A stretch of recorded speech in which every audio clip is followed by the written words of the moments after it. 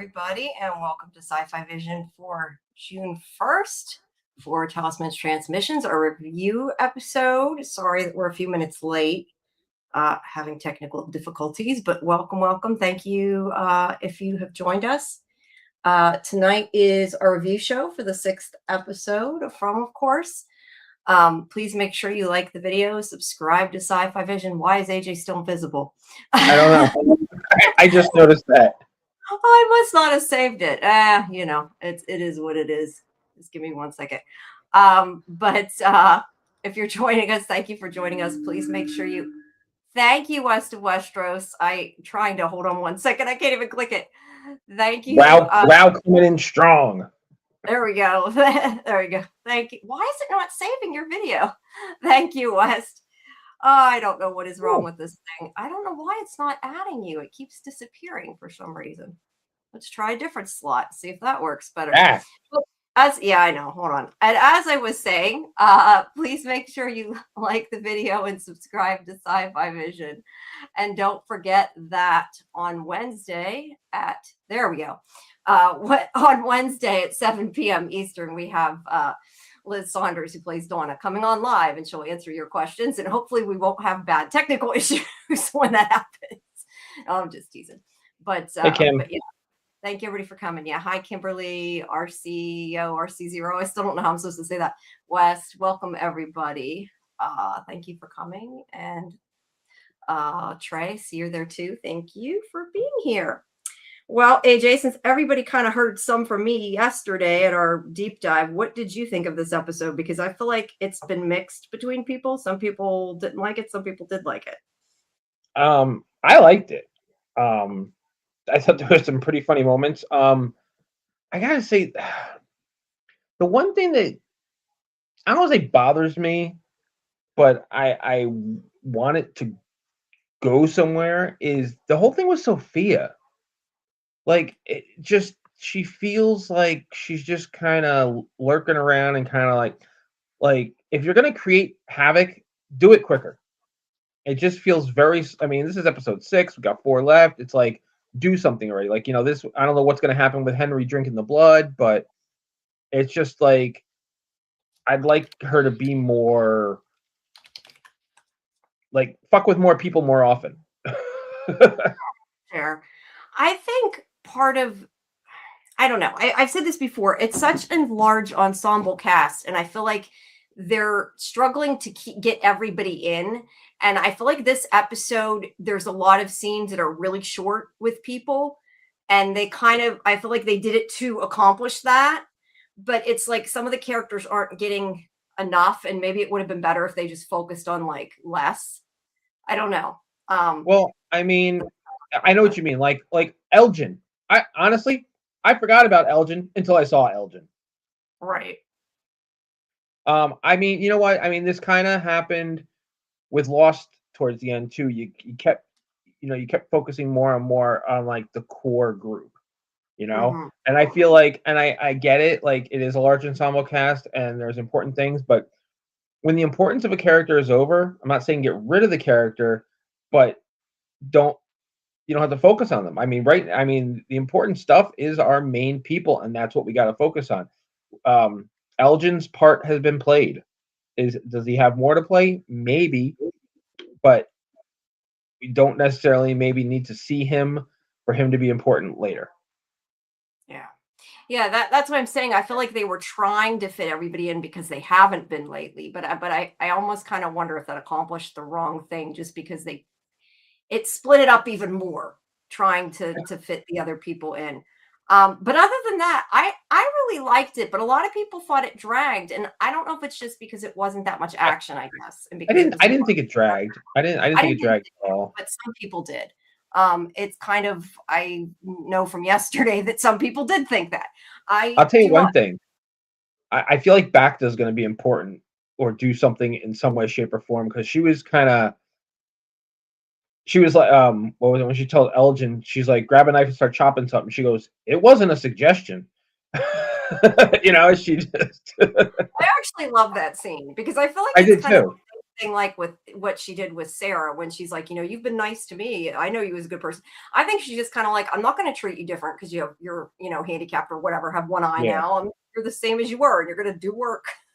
Which I don't know that him chopping vegetables with one eye when he's not used to it is the smartest plan, but I thought it was funny. it is funny, but yeah, I'm not sure if it's smart. But yeah, she needs more time. I think they all do. I just, like I said, the more I think about it, I just wonder if them trying to give everybody more time actually made it a little worse. Yeah. When you start getting, I appreciate that's the thing though. When you start getting down to the wire, like we have an end date. We know there are 14 episodes left. Mhm. When something like that gets set in stone with a production, it's going to happen where you're not going to see everybody all the time. Mhm. It's I think the only thing that irritated me on that front though is we didn't even get to see, like, I'm waiting to see more story walking. That's what I want to see, and that's what they're ignoring.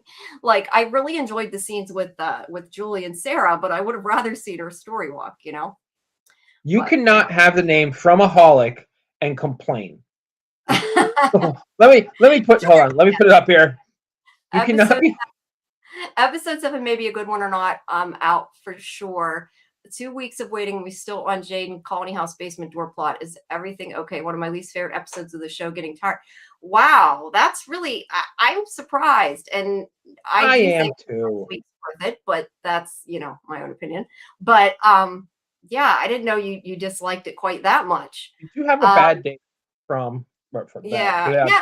Not everything's not going to be perfect. It's not always going to be perfect. Man, But did anybody in this chat watch Lost? Because yes, this is moving pretty good compared to Lost. yeah. I mean, look, I feel like personally, it's no, it's okay. You're allowed to not like it, Fletcher. I feel like it's moving towards a conclusion almost. Like, I don't think that Jade's idea is just going to work out of the box, because otherwise there wouldn't be another No, there's season. got to be more to it. But I feel like, I don't know, to me it feels like it's moving towards where it should be. I feel like they've answered a lot this season, and I've said before, yes, some of what they answered was more confirmations than outright answers. Well, But like even that, like after people die, their biggest fears come to life. right. That's something we've suspected since season 1, and Yeah, we basically a confirmation now. right. And to me that feels like an answer. So yeah. But yeah, I don't know. I feel like, see, I can't.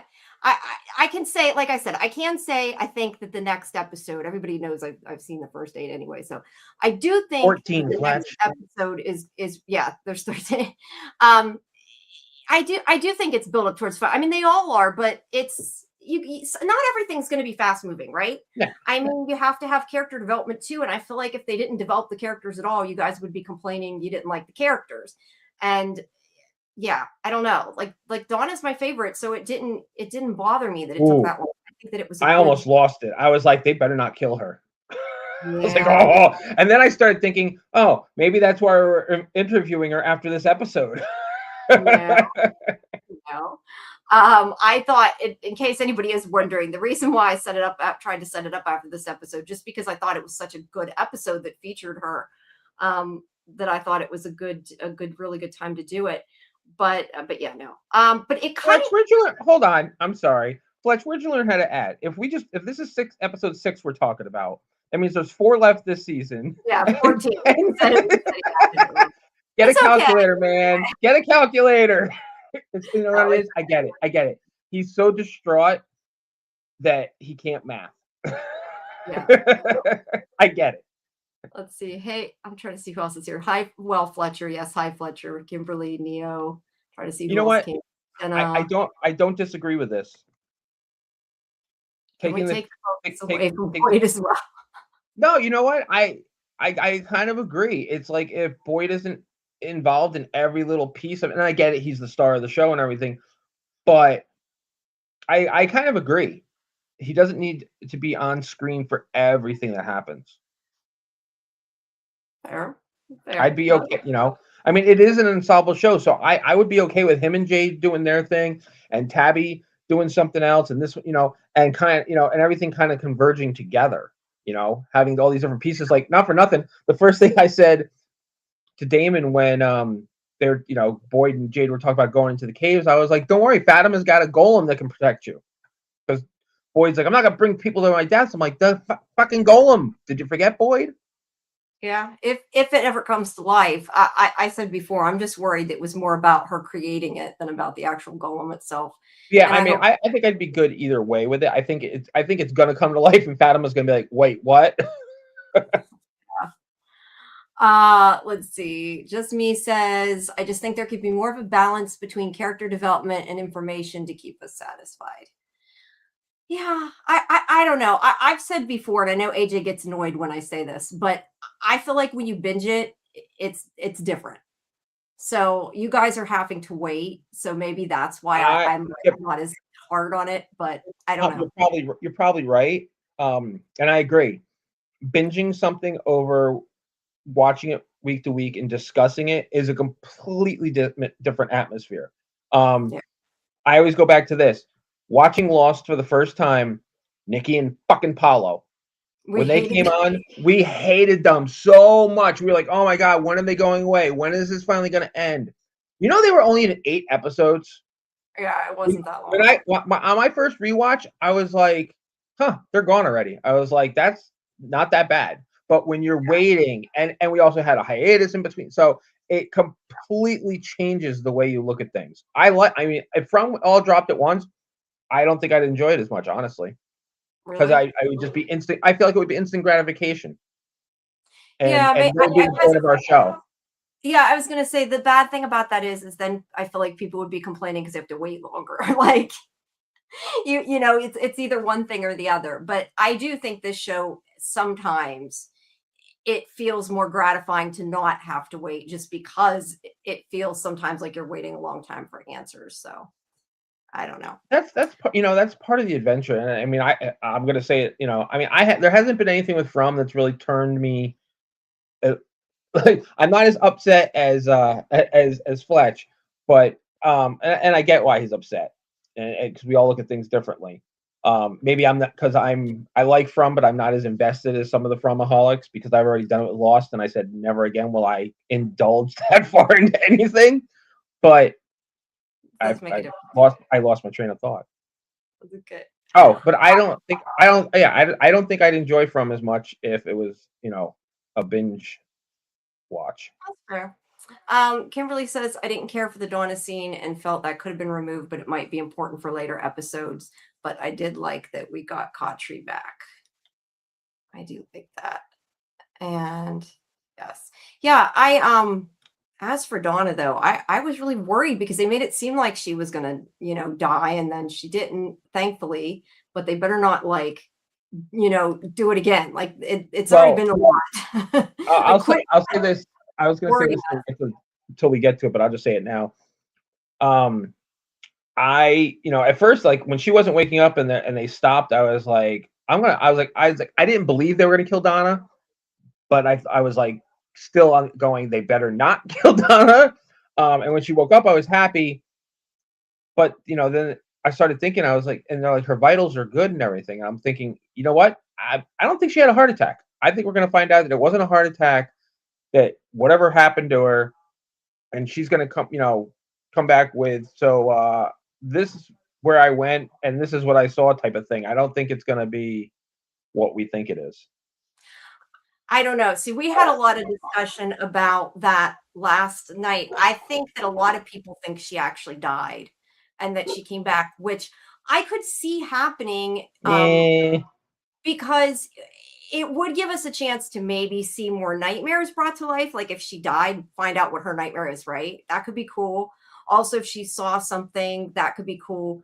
But I don't know. I mean, to me, I was just more like, you better not kill Donna. That was all I cared about. And they've been doing it like all season. Wait, I was trying to see what I missed. Wes said we missed his comment, but I'm trying to see where it was that I missed something. Oh, I know what I was going to say. While you're looking for that, I remember what I was my train of thought before. Back when we were watching Lost, like closer it got to the end and we started getting worried about it, I kept saying, you know what, for me, because of everything we did outside of the show itself and all the friendships we made and everything, I was like, Lost has really never been about the destination. It's always been about the journey. And I feel like From is kind of like that too. I mean, we've Yeah. connected with a lot of people through doing this with From and everything. Sure. This is the type of show that has brought together a community of people that otherwise wouldn't have interacted. So I mean, so I don't. I feel like the show's gonna end on it, and not everybody's gonna love the ending. No, Obviously, no, of course not. They're nobody ever. At the end of the day, I always say this. At the end of the day, this is the creator's show, and what they write, and it's their story to tell. Whether we like it or not, that's up to each person's interpretation. I also would rather them write the ending they want than completely change it just because the fans disagree too, because then Right. it's not what it But was yeah. meant to. And to be fair, endings are hard. They really are. It's I gonna mean, be hard. I think there's more shows that I hate the ending of than what I Then like you the ending know. of. Perfect Yeah, example, I'm rewatching Fringe, and as I'm sure you remember, I didn't hate the ending of Fringe, but I wasn't a fan. But yeah, everything before the ending, absolutely loved. So wow. Yeah, we'll see how it some goes. have better endings than others. Wested said, "I need Smiley or Manuel or the Golem or Cave Monsters, anything, so many monsters, so little airtime." Well, they're already trying to fit in all the characters. I feel like they haven't had as much time for the monsters. There's so much going on too. I feel like that's a big part of it. But um, I got a fucking all flash. right, I'm Yeah, gonna start let's some of start these going guys. through the Start going through the episode, and we will get to some of your comments. But we're From is making me feel lost. That's a good thing, Fletch. yeah. If you liked Lost, I guess it depends. Michael says the characters are what make From as good as it is. Yes. That's what I loved about Lost, but we're not going to get into that. Yeah. We'll be all night. No, I don't know. I think yeah. All right. Well, let's get a little bit through the episode, and we'll pick up more of the comments as we get there. All right. So this whole scene is about Boyd not sure if they should go into the tunnels. And I can appreciate both sides of the conversation because I feel like Jade's like, why are you not listening to what I'm saying just because it was on a mushroom trip when you're the one that told me to do it in the first place? Like, why did you bother having me do it if you weren't going to believe any of it? So I can see that side of it. But Boyd's also hesitant, trying to protect people. And he's done a pretty good job protecting people so far. I mean, he's kept the people alive compared to the way it was before he got there. So I can kind of see his point of view too. But he, I think, went a little too far in this episode. Like he's getting too angry and he's chill, but what do you think? I get Boyd's hesitation, but I like what Katri says to him later. Like, what are you waiting for? Like, just you've got to take chances. It's not about survival. It's about getting home. Yeah. I guess it depends if you're willing to accept like, your life there. Like it depends if you think it's worth risking it, you know what I mean? Like I would I don't know. Like I feel like if it was me, I'd probably be like I'd rather try to leave and die than stay here the way it is, but maybe not everybody feels like that. I don't know. Um but they do talk at least about that Jade thinks they have to destroy the bones or not destroy the bones. I don't know. He doesn't actually say they need to find the bones of the kids from down in the tunnels. But he also says that maybe they're protecting them down there, and that's why they don't come out during the day. But because the town was built on a sacrifice, that he thinks that's what's important. So yeah, and then he's like, if what will make you believe this? If I show you, if I find the door, I've never been down there in the basement, but if I actually find a door, will that prove it? And Boyd does say that'll help. It'll be a good start if he can find the door. I almost feel like, and I said this yesterday, but I almost feel like it means more because there was no door and they found it by breaking the wall than if they had just walked down there and there was a door, right? Because he could have unconsciously known it because somebody mentioned it, or he had been in the basement and didn't, like very quickly and forgot there could have been anything, I feel like. But the fact that there was none and then there was, like, that was a little more to me, a little more powerful. it being gone. Does that make sense? Yes, I understand what you're saying. Why is my, oh, there it is. Okay, I was going to say it didn't look like the YouTube comments were going. There it is. Yeah, just me. And we'll talk about that more too when we get about it, who sealed the door. I think that's important. Really important. But yeah, we don't know that yet and don't know why they did. I'm kind of like, maybe they shouldn't have unsealed it, you know? Yes. There are tunnels in the basement of old buildings. You can see one in the church basement. I think the tunnels run all the way under the town. I've said that Yeah, before. I think they go everywhere. So it could be bad that they've, opened it. Who knows? Although considering the other ones don't seem to be blocked, like in the I mean, there's a church. door, so it's not like it's just a hole and the tunnels Right. just come out. You know what I mean? There's a door to keep it. Right. I just feel like if somebody, I want to say it wasn't really bricks, but stoned it off, that there has to be like a good reason to do that. And Yes, it makes there me is a think yeah. that You not know what the really. reason? You know what the reason is? For that aha factor when Okay, Boyd that's fair. there's the door. That's the reason. I guess that's fair. That's fair. Jay says Boyd is hesitant and a scary cat since he failed the town by exploring instead of protecting the townspeople from Abby. He does feel, responsible for a lot of things, I think, because of that.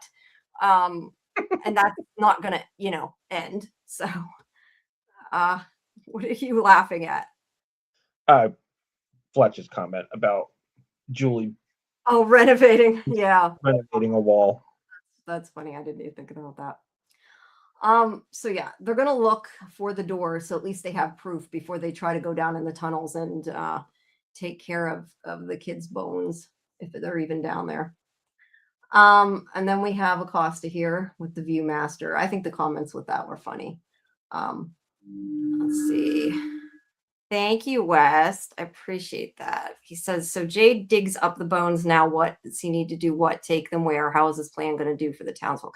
What do you think he's supposed to do with them? I mean, I don't really know. I mean, in lore, and like releasing their souls.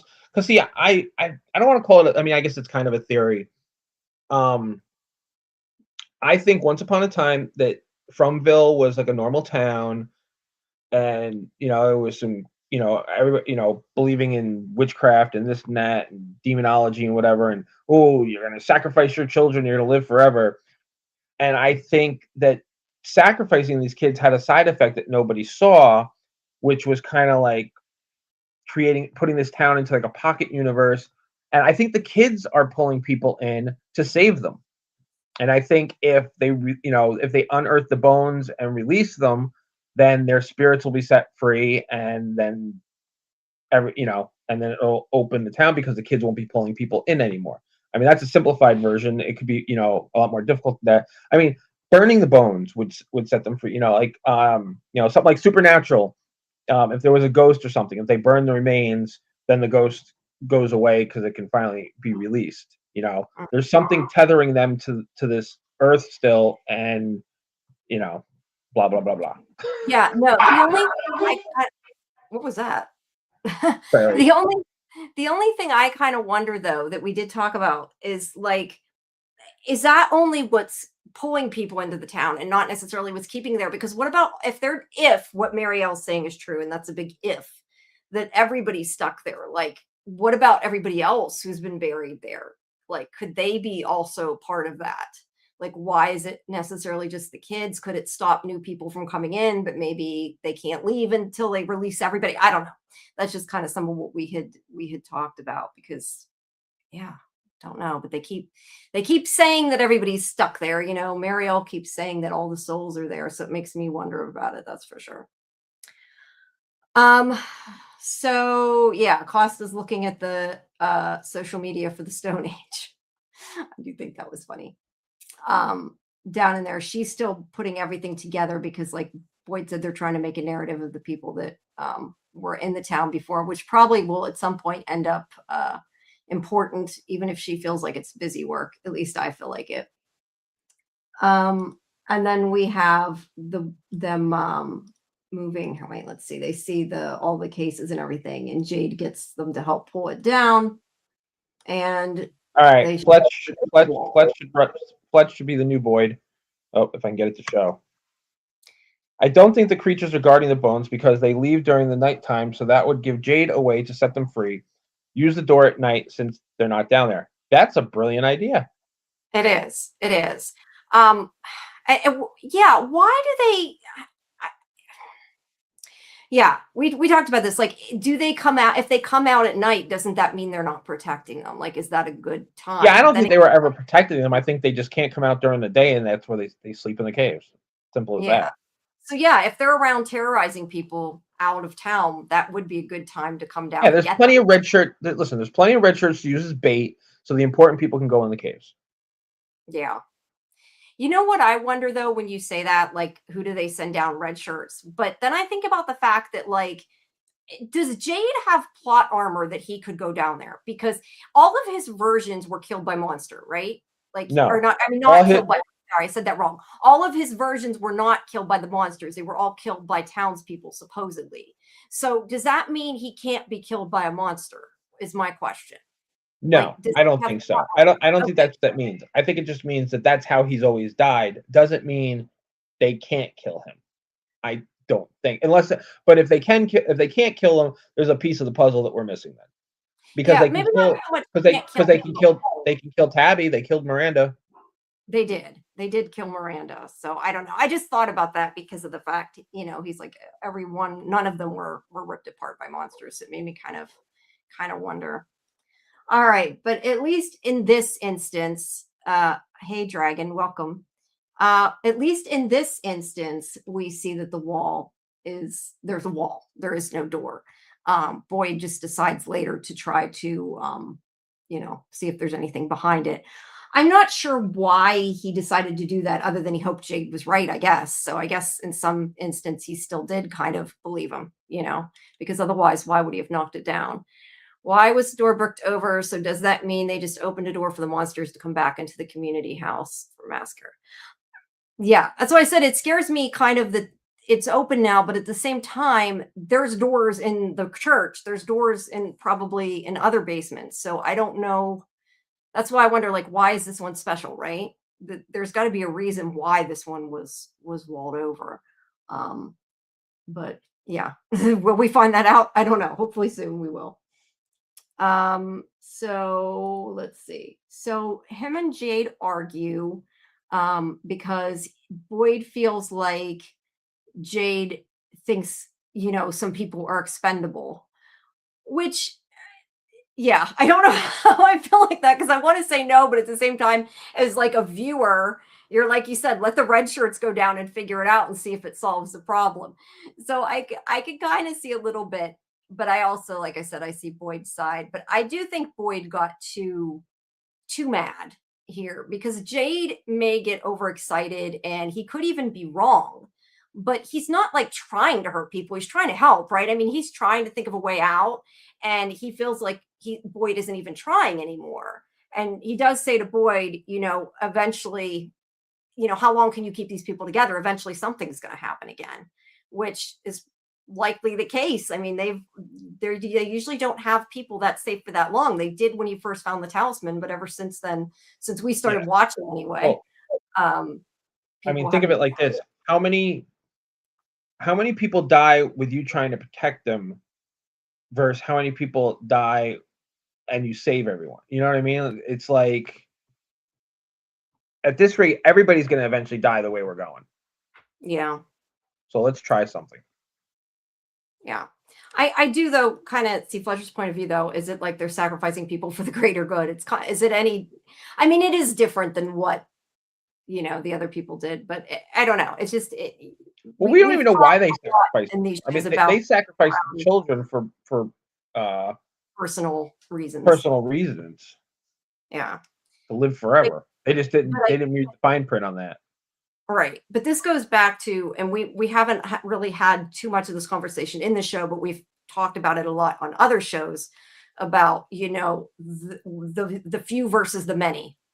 Like, what is more important? Like, if it's more, because even Kenny said in the one episode, I think it was Kenny, said something like, maybe it's not about us, it's about we do it for the next people. Yeah, So, yeah, I mean, needs of the many outweigh the needs of the few. yeah, that's kind of where you have to decide.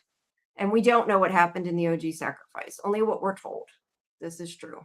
We won't know that until we see Julie's story walk back there. Yeah, hopefully she'll go there. Thank you, Wes. Everybody, please I do don't know like. how else we find out unless Tabby and Jade have total recollection. Yeah. Sorry, I was trying to see. Yeah, and we talked to like, do we need? I don't think we need a full flashback episode though.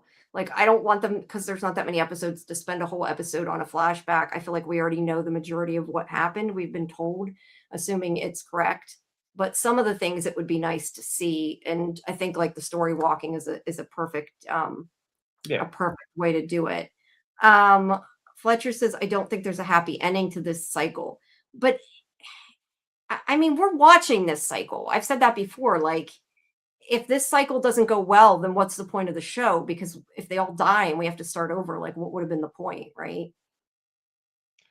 Well, I mean, sometimes things are about learning from before and doing it better the next time. So, I mean, spin-offs. No, thank you. No spin-offs. No, but I mean, but what my point is, do you want to watch a show, have watched a show where everybody we know now dies and we get all new characters next season? I mean, I don't want to watch that show, is my No, point. I don't see that. I don't see that happening. But I could see an ending where they don't succeed. But Yes, at the end. I could see an ending where they don't succeed, but we have all the answers and understand everything and have to accept the fact that it's impossible to end it. That might be it. They might knock it Okay. out. It might be impossible to end the cycles. Yes, I can see that. I misunderstood what you meant. I'm saying like I don't think they're gonna end the cycle now or screw the cycle up now and have to like start a new one that we'll get to see the new one. Like that would be senseless. Yeah, I don't think that. Yeah, I don't think that's Yeah, what it Jade. could end badly. I don't think There's that's what Fletch was saying, that they would kill everybody and start. We'd see the well, next. that's where I thought it was going. Okay, I think everybody dies. That's very possible. I mean, I sure hope not, but who knows? It doesn't have to be a happy ending. It has to be a good ending. That's what I always say. Yes, Like, there you go. as long as it Right. is it's satisfying, I think that's what matters. And yes, I don't know that every single person is going to, get out of the town. Maybe none of them do. Maybe they just stop it from happening again. Who knows? Right. But Moving on. yeah, moving on. Hold on. Okay, so yeah, you never. I'm sorry, I started to ask you, and then I didn't really get an answer from you though. What do you think about the way Boyd acted, though? Do you think that he's getting too worked up? I feel like Oh, yeah. everything. I think every week Boyd gets too worked up. I mean, look at what happened with Acosta. I mean, was she a lunatic? Yeah. Did Boyd overreact with it? Yeah. Is Boyd overreacting now? Yeah. Boyd's gonna snap. You can't break me. You want to break me? Come at me. like Boyd's gonna lose it. It's funny though that you see some people walking in the background and they just kind of like ignore what's going on, right? They don't want to be dealing with it.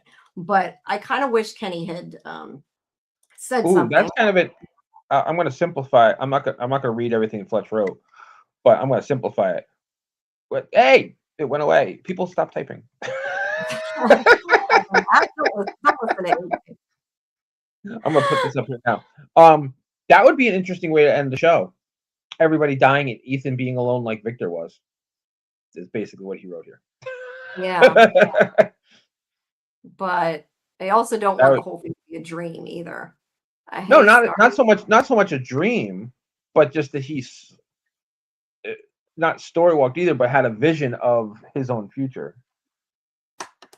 That would be really, like she said, morbid if they don't break the curse. Daryl says it's a bit morbid if they don't, unless it's pay forward, like Kenny says, to the next cycle. But we would have to see that. There isn't enough time. Yeah, I mean, we have. Yeah, I don't think. I disagree. I don't think we need to see it if that's how the show ends. I think as long as we have all the answers so that we know what they're up against, and then we just have to say, okay, well, good luck next crew.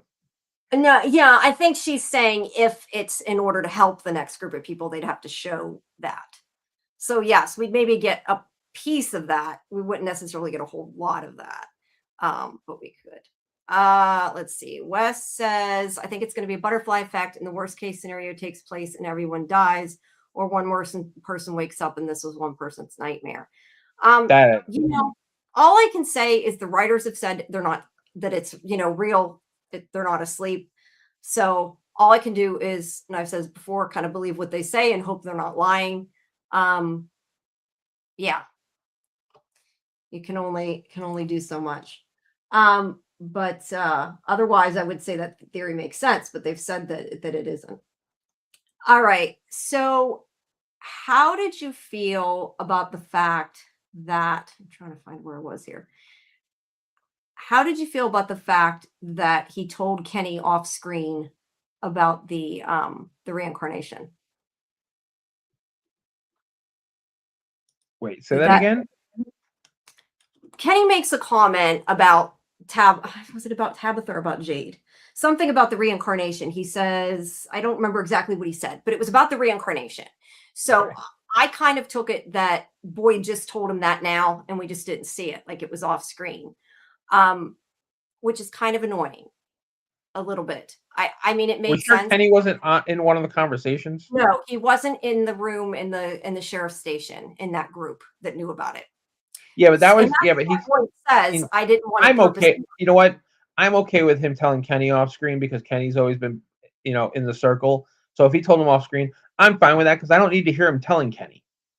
I don't need to Okay. hear the same conversation again. So No, it's just we so many times don't see the people talking to each other about it that I kind of would have liked to have seen it. And like I said yesterday, like I could have instead, if they had to pick one, like I didn't need to see Tabitha, Kenny, and Donna's full explanation about the nightmares again because we got that last episode. Like I would have rather seen, a 30-second scene of Boyd telling Kenny just because they never talk to each other.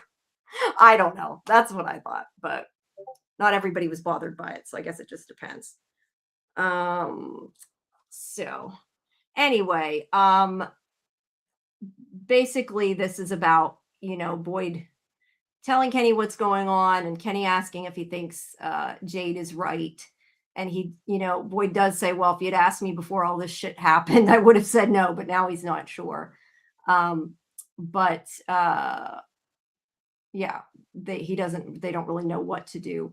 But the other part of this is that Kenny shows Boyd the drawing of Victor's drawing of the man in yellow eating Miranda. So at least we're getting some sharing of information, right?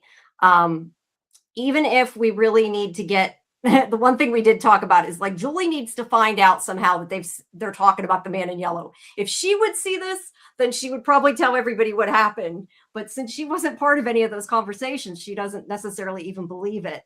And that's what I need. I feel like I need those two pieces to connect, right? All right. So I like that picture. So Victor is on the roof and they are worried, I guess, that he's going to jump at this point, which he had no intention of it. But Victor tells hold on, the story. I got to yell at Fletch actually. Hold on. Julie all of a sudden has a huge forehead because she chose not to cut her hair and had to put all her hair inside that wig. Wrong. She actually said she would cut her hair. The creative team said no in case they need to shoot it. They want to shoot any flashbacks or anything, and she would need to have long hair again. So it was the creative team's fault, not hers. Yes. But I know a lot of people hate the wig, and we kind of joke about it. Yeah, the wig is bad. Yeah, not as bad as those wigs on Daredevil, but still pretty bad. That's fair. That's fair. That's fair. Okay, so we have this scene here where I feel like I missed something in between. Did I miss something? Because I feel like I skipped something. Something with Jade and Jade and Boyd, but maybe not. Okay, so this is where Victor's telling them the story about a guy that was there that was scared and didn't want to be there. So he jumped off the roof and then he suffered for a while before he died. So, I mean, obviously, Victor not intending to do that. But yeah, I mean, that was just like an awful story, right? I don't know that it necessarily was relevant, but it was really awful. I think it's just kind of, it's, well, I mean, because it leads into the whole, it starts the conversation about the man in yellow. Yeah. And it's just kind of giving, forethought into the thoughts of the red shirts. True. Like they can't take it anymore. But there's also the stuff with Acosta wanting to end her life too, though. So it kind of connects in that way. And hopefully she won't do something stupid like jumping off the roof. Um, because yeah, that could end up a lot worse than clearly that's, it did not go well for that guy. Let's see. Hakimi over 9,000. Not sure how to say that. Ethan will probably show Julie the picture and then she'll know it was real. Julie needs to see one of the pictures somewhere. And Scarlett says Julie needs to at least tell the crew there's a monster out during the day. Pretty important information. I agree, and we talked about this. My only thing is, I think she doesn't think anybody will believe her. I think right now she's so upset Randall doesn't But believe her. why That's not? a That's conversation all with right. Sarah. That's fair. That is fair that Randall doesn't believe her, so she's afraid other people won't. I mean, And if the thing is, but then again, yeah, Randall's a cynic. yeah, but I don't even know whether Randall believes her or not. I think Randall just wants her to stop because he's worried about her, regardless of whether he thinks she. I mean, I don't think he believes her, but I don't think it really matters. He's just trying to protect her either way, right? So Hold on. So RC says, "Listen, folks in this town don't talk to each other. That's their problem." Fletch reminds. Oh, that's the wrong one. Fletch reminds us the last time they talked to each other, dude walked out on a pool. you're right. You're right. You're right. But look, they're talking to each other a lot more this season. I mean, a big group of them now know about the To reincarnation. be fair, shows like Group this. more I mean, we used to about complain about this with Lost all the time that nobody talked to each other, and yeah. sometimes, I mean, and it's frustrating to the viewers, but sometimes I get it because too much talking. It's like, well, then the story's over because everybody knows everything, you know. So I mean, but as long as it feels reasonable, like I get kind of that Julie hasn't said anything. I mean, you gotta remember, Julie's 16, so 16-year-olds don't think straight anyway. No, they don't. But I just, like I said, I just want those two storylines to connect. Like, I don't care so much about the other things. It's annoying to me that Julie's told nobody. And meanwhile, we have all this other shit going down about the man in yellow. And it's like, talk to each other. But I get they don't. It's too easy if they do. Look, if everybody discusses everything all the time, then they figure it out really, really quickly. And that makes it a little too easy. May says Boyd's aware of the yellow suit entity. He's given Victor a quest to remember more. He has asked him. And they go here after Boyd gets him to go inside. Oh, wait. First, before that, we have Julie talking to Sarah. Now, what did you think about this? Because this annoyed me. Like, I really love their scenes together. I think they're great. It's nice to see them together because we usually don't. But Julie's idea of, I know how you felt being ostracized because you almost killed my brother and killed your own brother. I felt like that too. Like, I understand that she's basically saying she feels like Randall won't believe her. So she's kind of equating that with people didn't believe Sarah when she heard things or whatever. But it's not the same thing in any way, shape, or form. And it irritates me that they're making it like it is or trying to make it like it is. I don't know. What do you think? Because Julie needs to stop. Um, I get what you're saying, but Whoops. I was trying to I store mean, that. Bring that back yeah, in a second. I mean, yeah, she killed her brother because she was trying to kill Ethan. But I get it, like because of what she's gone through, she understands. Like, think about it. Now it's becoming the norm, whereas when it was happening to Sarah, people were like, you know, Thought she was crazy, I guess. that wasn't a commonplace thing. You know, all this started happening after Jade and Tabitha came to town. Yeah. You know, so But yeah, I guess my point is that the whole town is kind of against Sarah. And I feel like Julie's like, oh, somebody doesn't believe me. So I know how you feel. And look, it's a 16-year-old, the way she's connecting the dots. I just, it sort of irritated me, but I still enjoyed their scenes together regardless. Scarlett had said Randall doesn't want her to have a seizure and die, but Julie needs to tell people about what she's discovered. Will Boyd ever learn that Julie dropped that rope? Probably not. I say probably not, because when are they going to have this? Like, what would be the point of the conversation?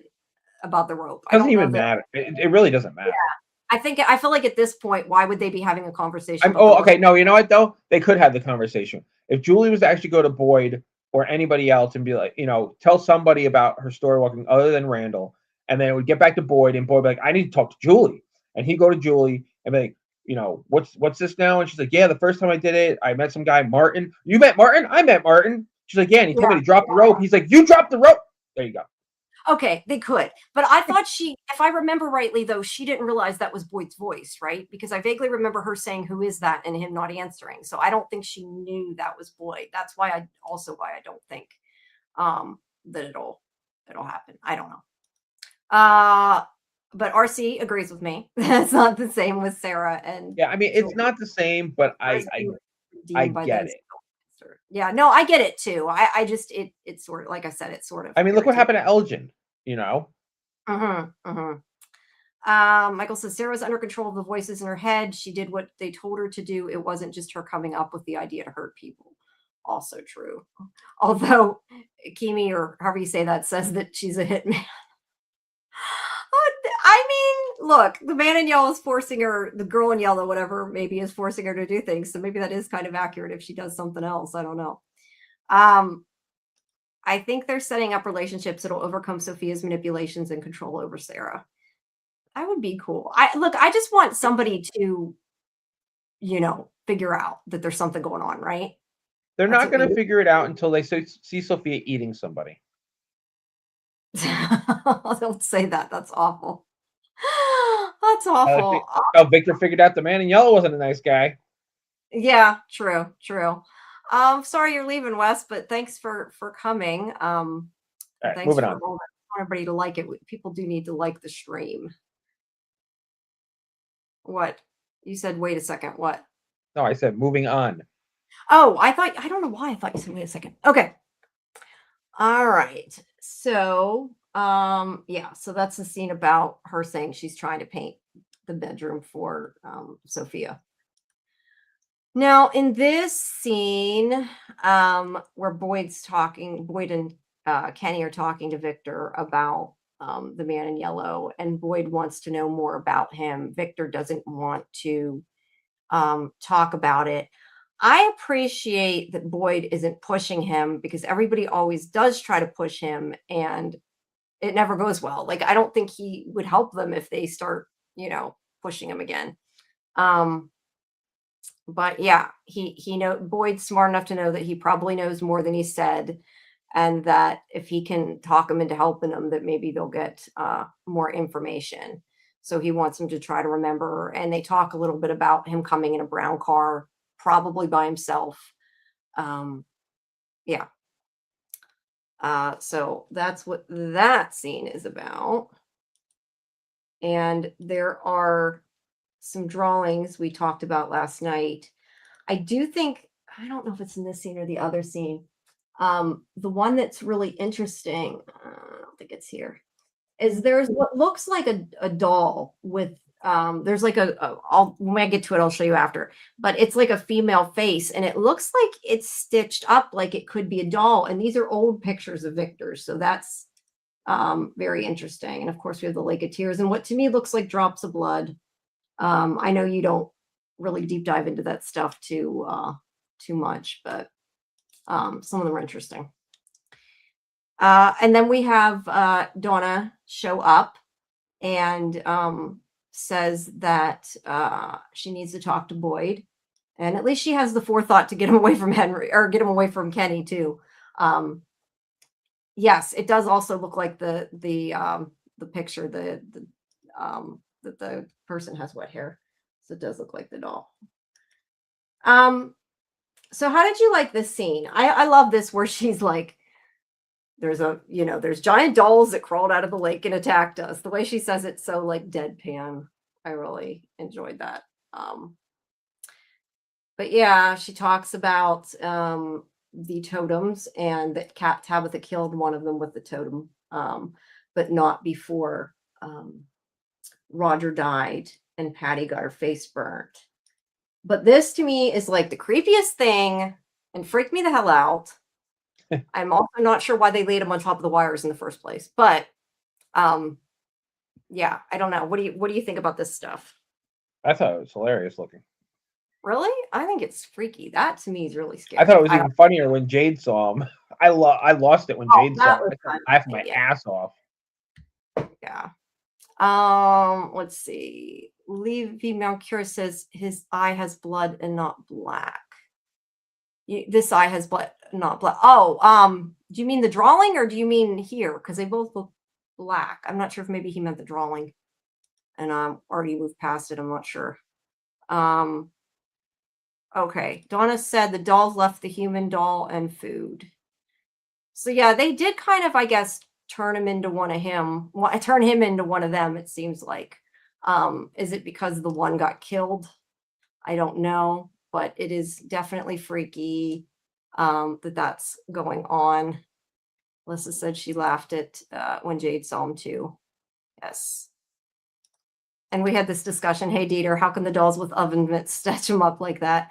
I think you're just supposed to forget about that. Hey, It's Dieter. magic. It's supernatural. Now I want to go back here. Let me see if I can find it on the table. No, That not drawing. back, forward. No, I was just going to say about the drawing when he said, okay, where'd it go? Now I lost it. That the eye has blood and not black. I don't know. The eye looks red. It looks normal to me with like veins, arteries or whatever. So I don't know. I'm not sure what you mean there. Okay, so yeah, that's what the totems are used for. They brought them back. They left some of the food. That's what that whole conversation is. And then we have the golem. Now this part I think is funny. what what do you have to say about the golem? Other than it's not what I expected it to look like. Is He's what I mean. lopsided. Yes.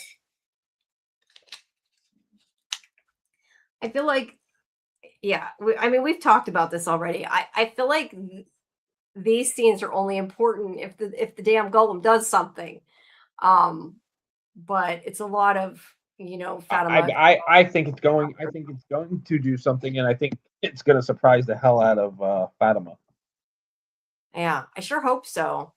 Because otherwise, yeah, I think it just kind of depends. But now the golem kind of freaked me out more, but it's kind of funny too. I do think it's kind of funny. Golem is posed like, huh? It is like what? Akimi says, you think they would burn the man doll instead of having him in the shed. It does seem like probably they should get rid of it, right? The eye in the intro scenes have hands as the blood. Someone noticed the intro is the same. Okay, it's different in the intro. That I would have to look at. I have not. I don't know Here we go. which grand Fatima's grand Golagod. dog. And RC says, "How can it walk? Because it's crooked." I don't know. Hey, Gabby. Yeah, I don't know. But either way, to me, this is the least interesting part of the show. I've said that before. I and if it comes to life, then it's very interesting, right? So it kind of depends. I feel like I was saying the same kind of thing last season about Fatima, and then like suddenly she had Smiley's baby, and it was pretty damn crazy and important, right? So we'll have to see. All right. So next scene is Ethan, who totally, and there's the picture, by the way, of the doll we were talking about. There's nothing a better picture later. But I love how Ethan tries to trick him. He's like, well, if you aren't going to tell me, then I ain't going to tell you, like a normal, teenager does. But yeah, I like the scene. But Ethan That's what they should have done. They should have built a Golgothan. What? I said instead of a golem, they should have made a Golgothan. What are you calling it? Golgothan. Have you ever seen Dogma? Yeah, long time ago. But only because of algorithms, so I didn't really care about the rest, to be honest, back then. It was the shit monster. Oh, okay. That would be funny. That I don't think they do that on here, but it would be funny. No, but that would be great. Yeah, it would be. So let's see. Okay, so anyway, this is Where did it go? I lost where it is. Okay, so Victor is, drawing like normal to try to forget things, I guess. And it sounds like he's trying to draw what Boyd wants to know because it looks like it's a car. So I'm assuming he's drawing the brown car that they talked about. But yeah, Ethan is at first not going to tell him what happened at the settlement. Then eventually he does tell him about the dolls and says that his mother killed one of them. And that's when Victor says that she's pretty tough, and so was his mother. Now, there's one thing I want to talk to you about here because I brought this up yesterday and I want your opinion on it too. I'm assuming because it's got to be one or the other. It can't be both.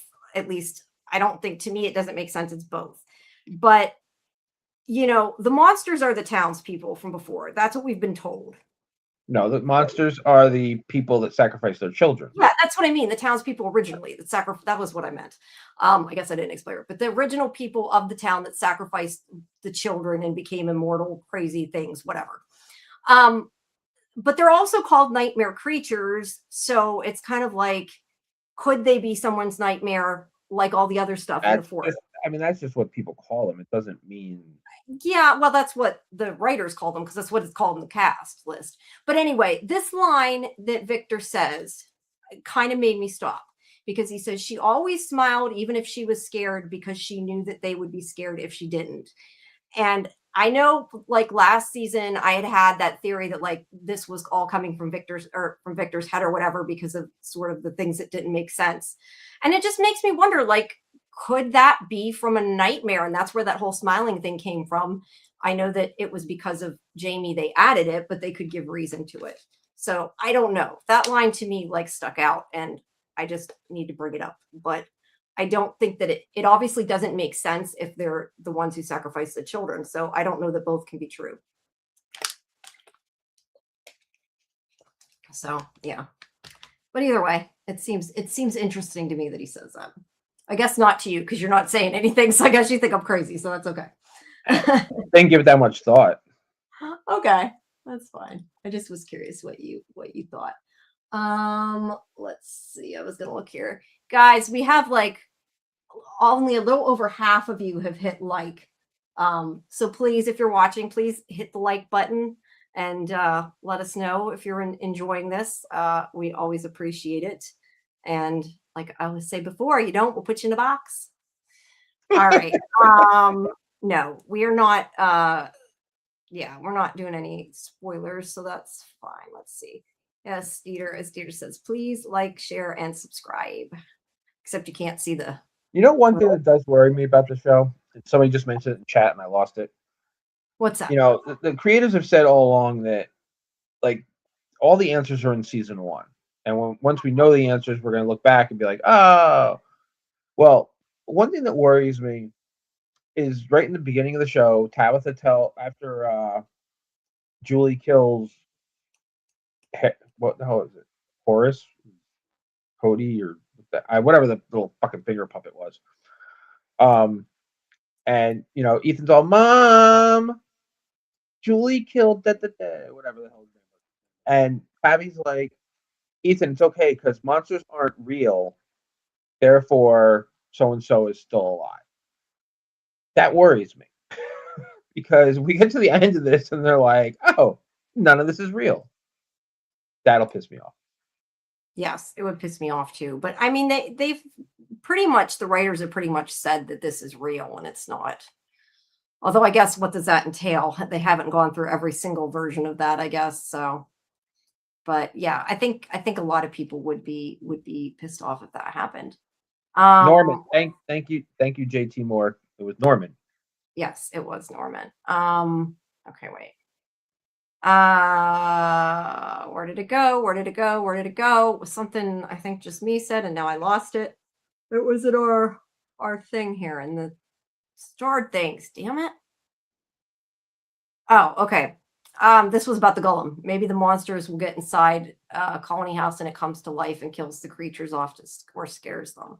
That could be cool. That would be interesting if that happened. All right. Let me go back to the live stuff here. Okay. Let's see. Julie is the one that tells the stories to the kids like she's doing in the pilot. Tabby changed the story like she did say monsters aren't real. Julie telling Ethan the crows would follow him. Yeah. Either way, I hope it's not just a story. They said it's not a dream. They have. Alyssa said, my thought before the whole parents that they sacrificed honestly had the theory that they were some collective of someone's fear, like the strangers or something else. I'm still a bit sus of the parent. Yes. Um, yeah.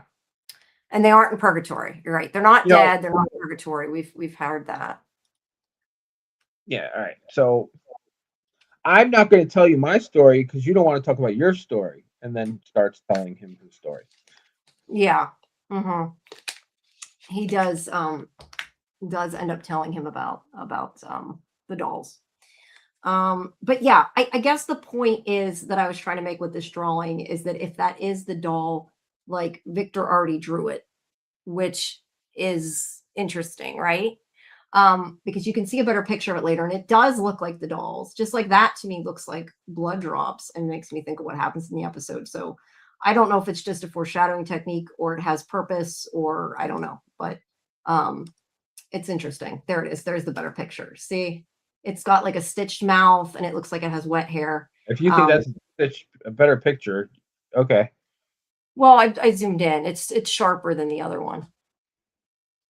Anyway, I just think that's interesting. And I know we're not going to go into it too much. I just wanted to bring it up. Let's see. All right. I'm gonna star some of these and let's keep going. Okay. So Henry finds the yellow suit, which is kind of just, I guess, for the purpose of Sophia coming in while he's looking at it. So now she, I guess, knows it's there. But she does follow him into the bar. And I do like their conversation about why is there a gas station or bar inside a gas station. And then he says, why is there a gas station in a town nobody can leave? Um, yeah, well, kind of, I think, gases kind of things. And it's funny irony.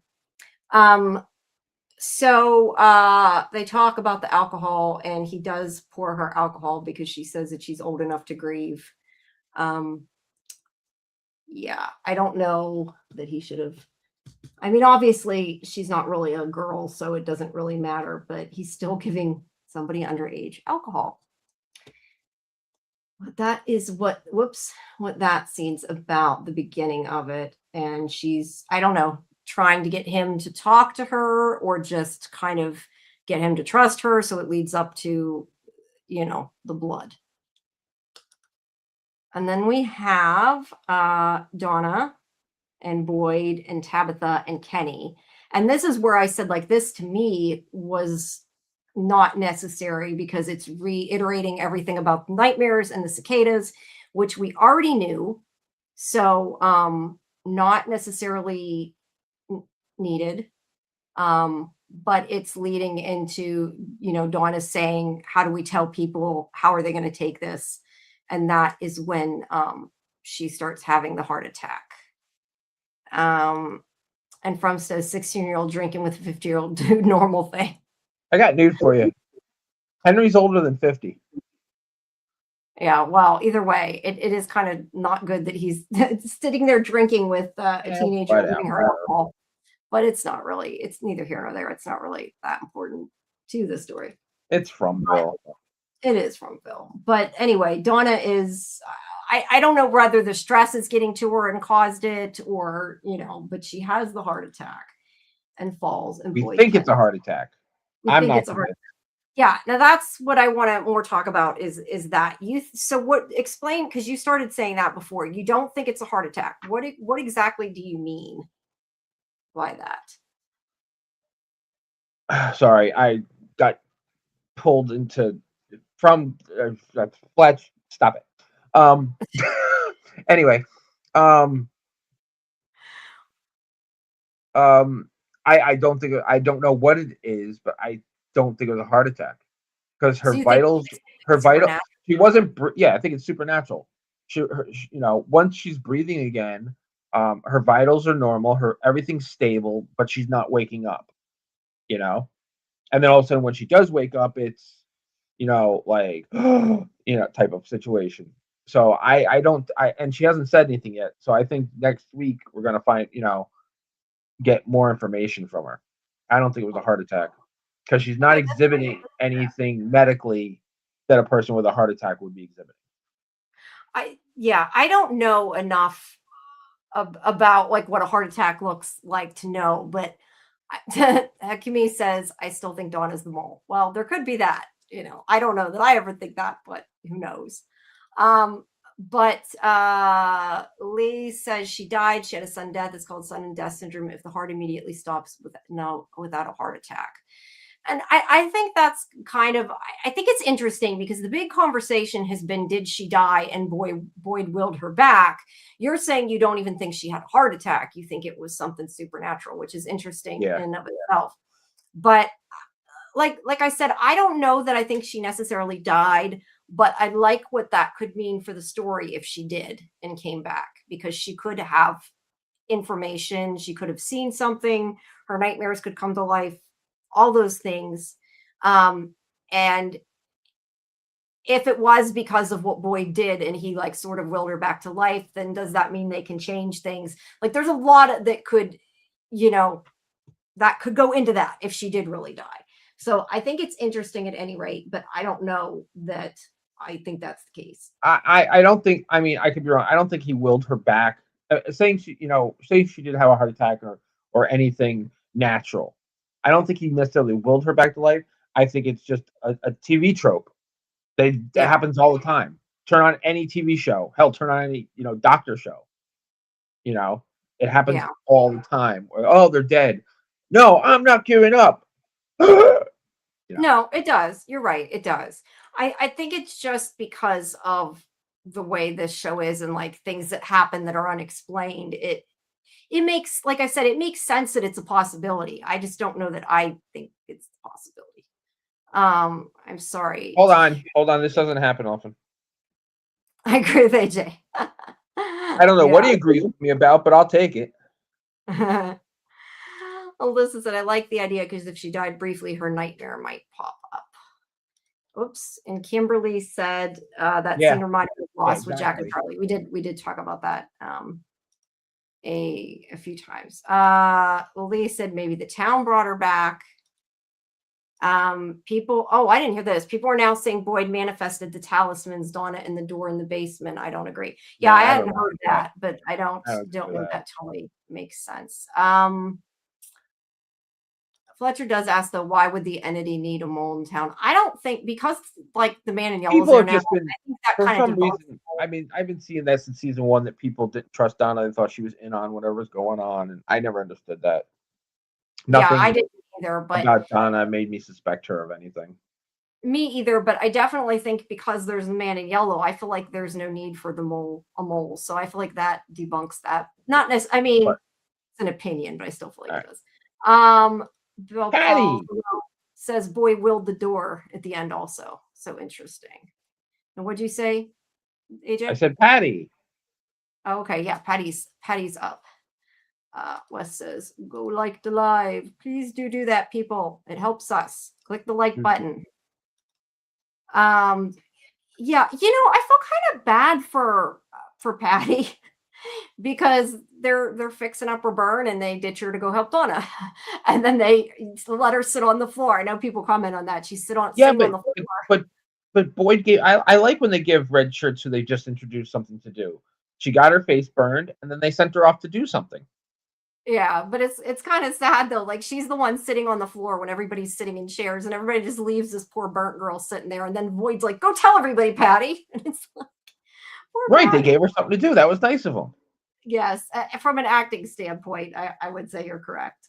But now everybody's calling her Patty Melt, which is pretty awful. I like that. Thanks for subscribing, Nate.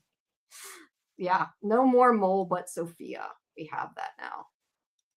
We don't need it now that we have her. A dictator, Boyd. I mean, Boyd's going a little bit overboard. I don't know that I'd call him a dictator, but he is going a little bit overboard there. He Um, gave her something to do. That was nice of him. yes, he did. Maybe make her quit thinking about it, right? Get her mind off of it. There you Um, go. Either way, they did leave her there.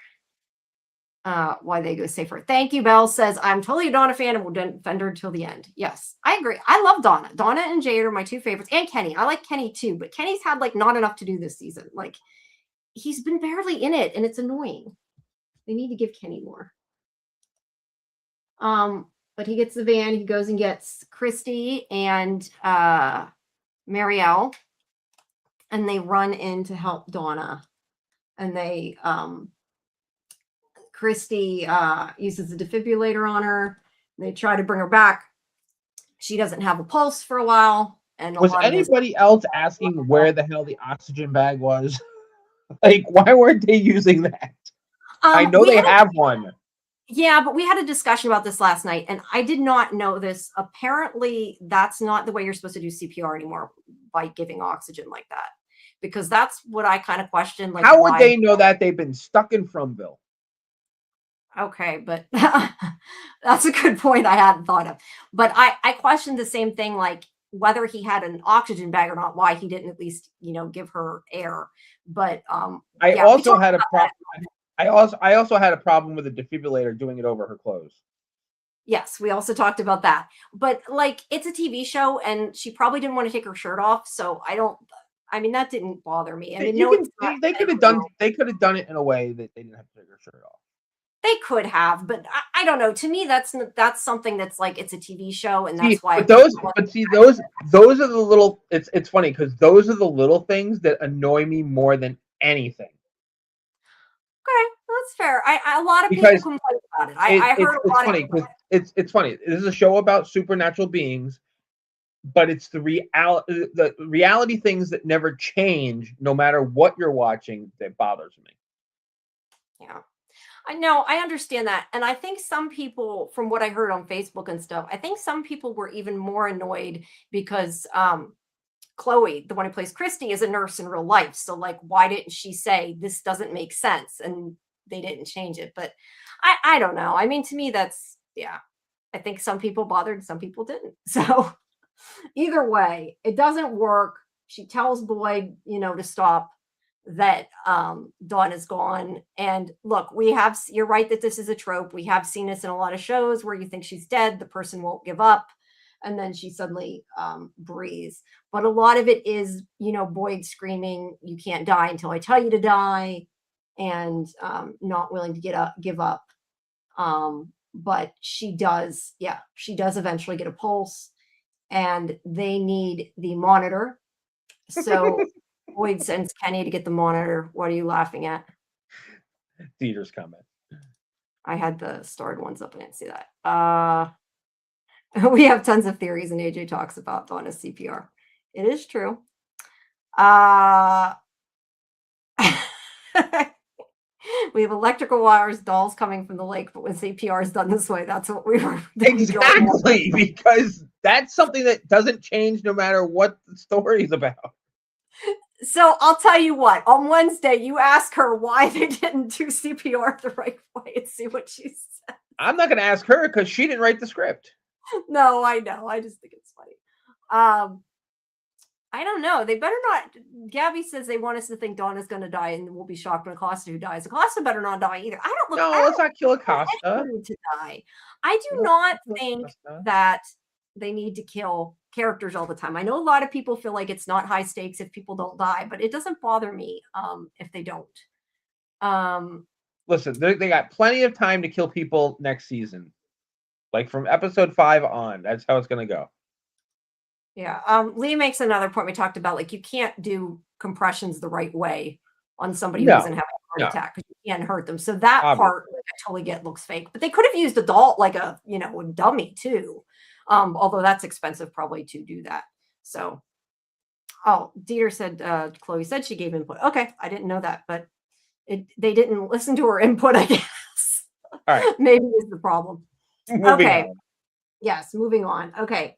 So they need to go get the wires. And Boyd goes to Boyd goes to Jade to get his help because he knows that he will know how to fix it. Now, the only thing I do want to say is Boyd was never around when they figured out about the electricity. So I guess that was told off screen too. And we just don't find that out because I don't understand how Boyd knew about this. But moving on. Boyd knew they needed wires and he got Jade's help. And of course, the body is right on top of the wires that they need. I did love, and I agree with you, you said earlier, I did love Jade's reaction when he saw the body. And Boyd's just like, forget about it. I need your help. Quit looking at the crazy body. But yeah, I think if I was Jade, I would have been freaking out a little bit too. Okay. And then we have this conversation with Ethan where he wants to see Donna and he asks, if she's going to be okay. And his mother's honest and says, I don't know. But then whenever he says, I want to talk to her before she dies, then suddenly she's like, she's not going to die. So she went from telling him the truth to trying to make him feel better. So I'm not sure about that. But yeah, I think these scenes were so sad that Ethan's worried, she's going to die. And when he says, everybody dies. And obviously that's because he lost his father. So that's what it feels like to him right now, right? He's scared he's going to lose her too. And I think Donna's become like, I don't know, an aunt to grandmother figure, whatever you want to say to him. And he's kind of in a way being mature though, right? I mean, he wants to make sure he gets a tar goodbye in case something happens. To be fair, he didn't get to say goodbye to his dad. Yeah, so that's what I said. I totally understand the way he's acting. But it's just really sad. I don't know. I think it's really sad about it. But they do let him in to talk to Donna. And that's where they're fixing the monitor there. So they hook her up to the monitor. They don't know how long she's been her brain's been deprived of oxygen. So they don't know if she's going to be okay. And we don't know. I mean, look, after they did scaring us so many times, like they had all the comments with Donna making it sound like something was going to happen. So I feel like we've been scared enough. I think she's going to be okay. I would be really surprised if at this point she wasn't because of the way they did it. But I mean, I guess she could, something could still happen. She did have a heart attack. If she had a heart attack. I know you said she didn't. If she had a heart attack. But I hope she's safe. They better not do anything else to her. Antonio Moore says Boyd's dedication to keep Donna there made all the difference. He spoke life back into her and proved this place has a manifesting quality. So yeah, they like I said, I think that's definitely a possibility. I don't know that I subscribe to that possibility, but it's a possibility.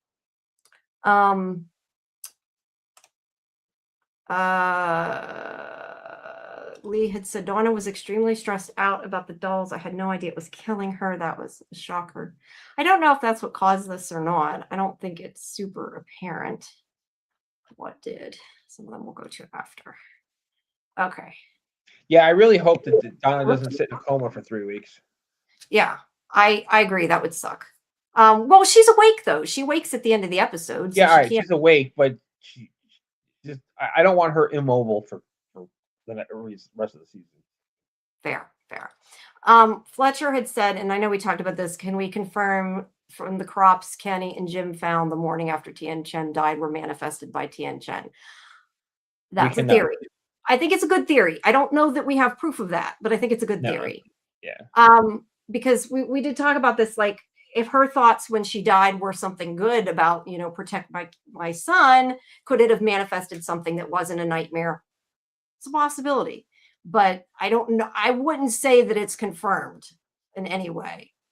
Boyd should have stepped on a doll to dramatically wake her. It might have worked. He thinks screaming at her will, right? All right. Ethan comes in, and this is where he says, he won't forget what she said. Fear is what makes us heroes, and that he'll always do his best to be brave, and he loves her. So yeah, I think this whole thing was very sad. So she leaves. I'm just gonna put this up real quick. Fletch agrees with that. They hinted at Donna's death the last episode. If they kill her now, it won't be impactful.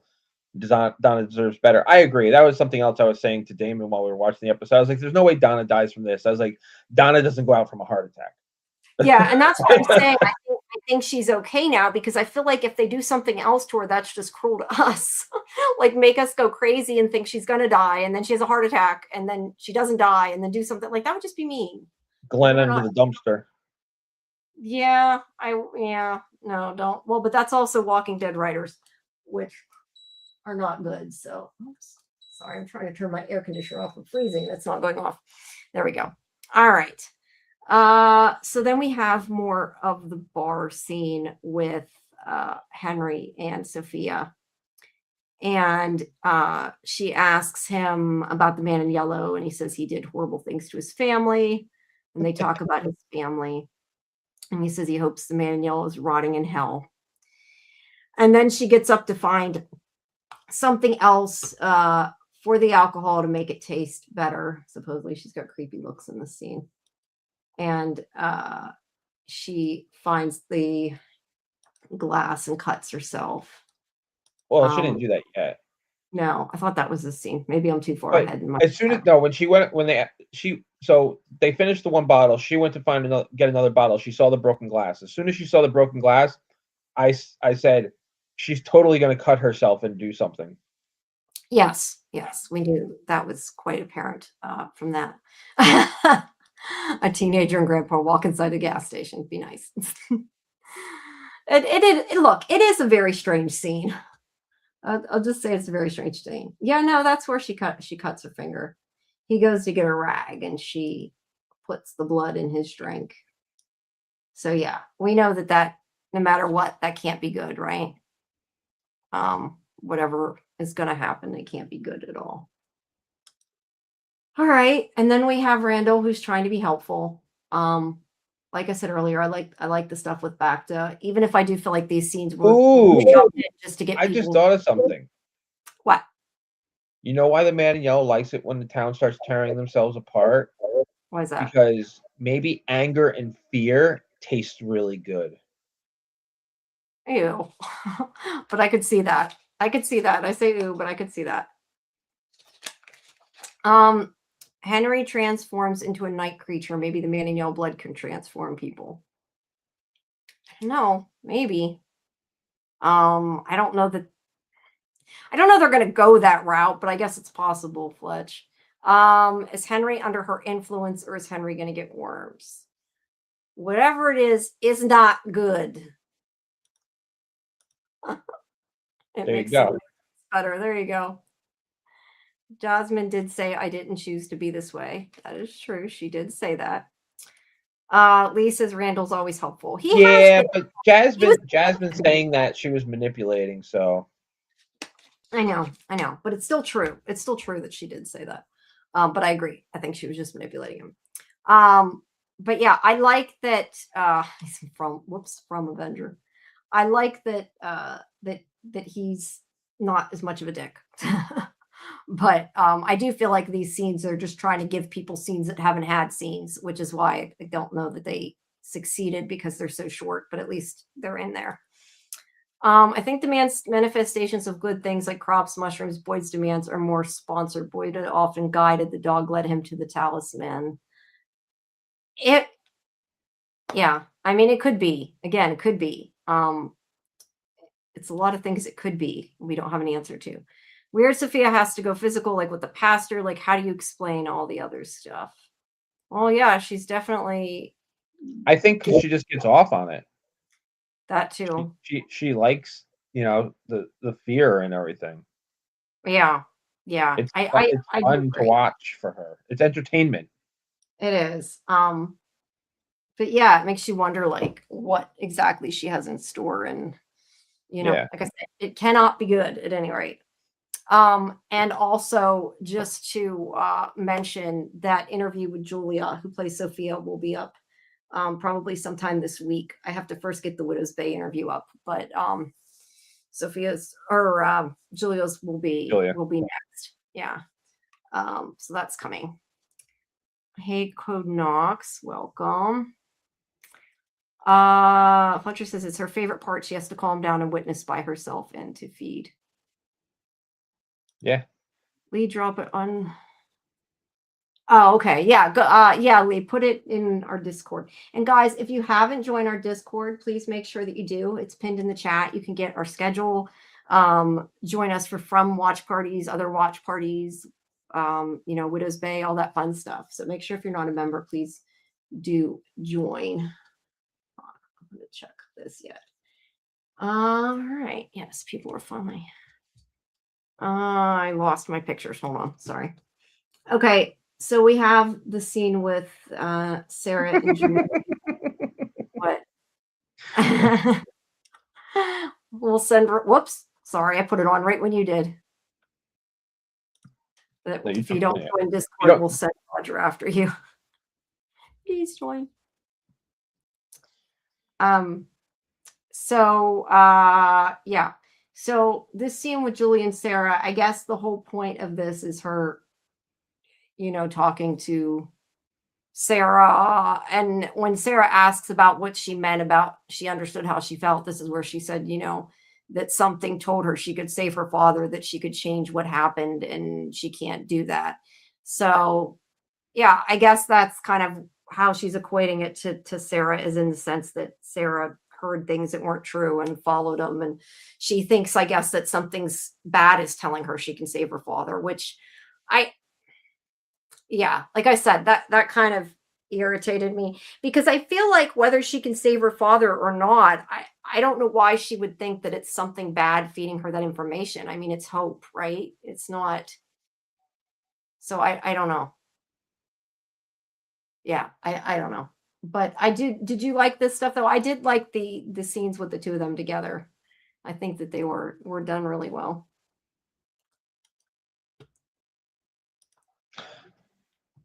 Yeah, no, I enjoyed the scene. I did feel like it ran a little too long. Because everything they said and did could have been a lot quicker. Yeah. Yeah, it was a little long. All right. So then we have them waiting to see how Dawn is doing. There's a scene where they talk about Fatima that's not really important. Ellis just says that he thinks it's helping her making the golem. And then Boyd goes in to see Donna, and he starts yelling at her again that, she can't die. And did you like this scene? I think we talked about this earlier, didn't we? About Elgin coming in and her telling him to chop the vegetables and everything. I like friggin' Damon. Damon goes when Randall handed him the knife, Damon goes, "Don't accidentally stab out your other eye." Look, I like I said, I don't know that chopping vegetables when you just lost an eye and having hand-eye coordination is going to be great, but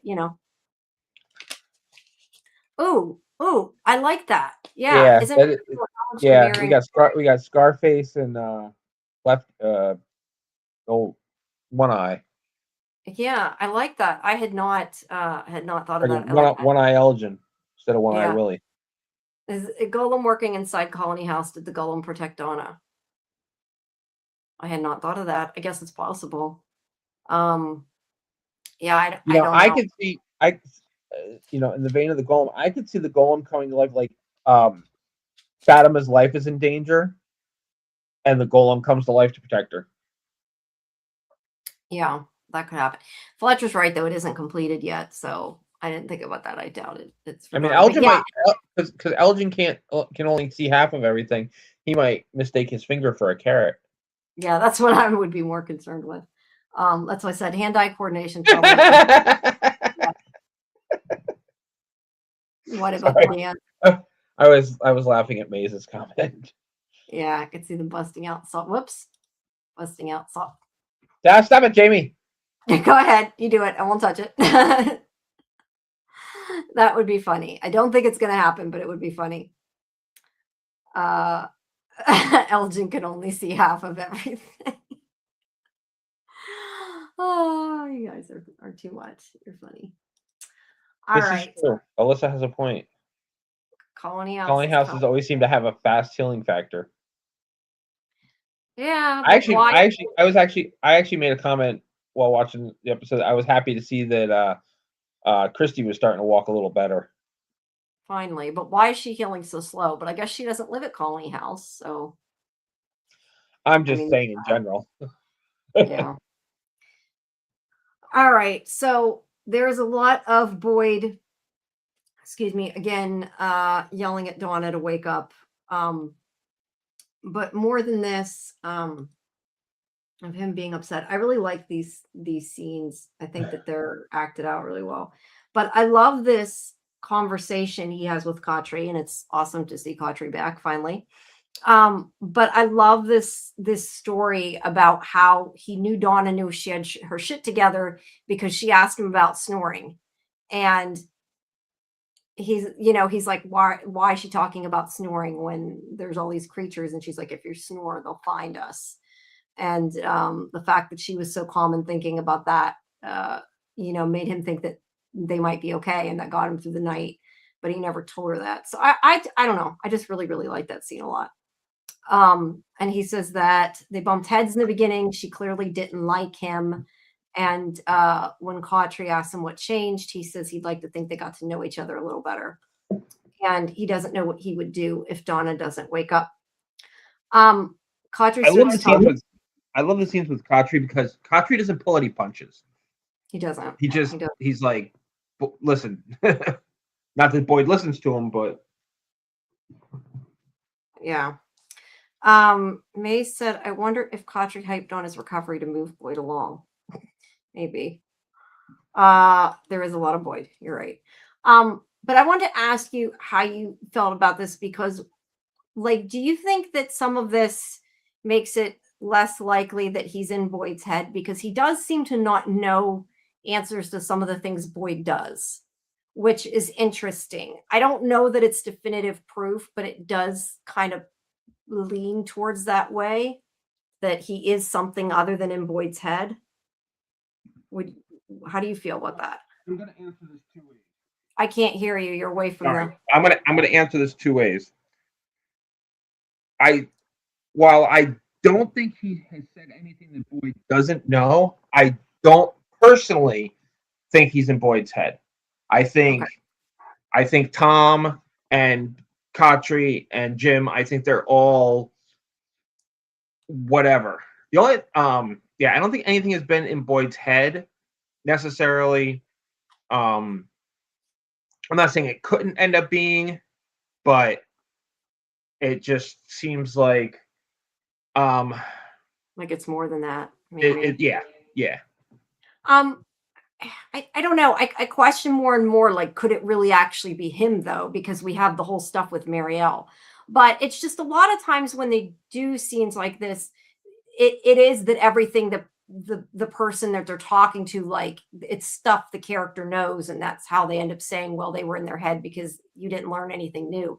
But he does kind of question things and seems like he doesn't know everything of Boyd. So like I said, to me that kind of points that way, but I don't know that it proves anything. Neo said, I've wondered if Cautry's like a trap soul there. I think that's the question. It would be one of the things that would be nice to get an answer to, right? And Boyd is talking to himself. That's the other thing is we talked about yesterday, like it would be interesting if Donna woke up and she's like, either says something like, why are you talking to yourself? Or maybe she heard him when they were talking.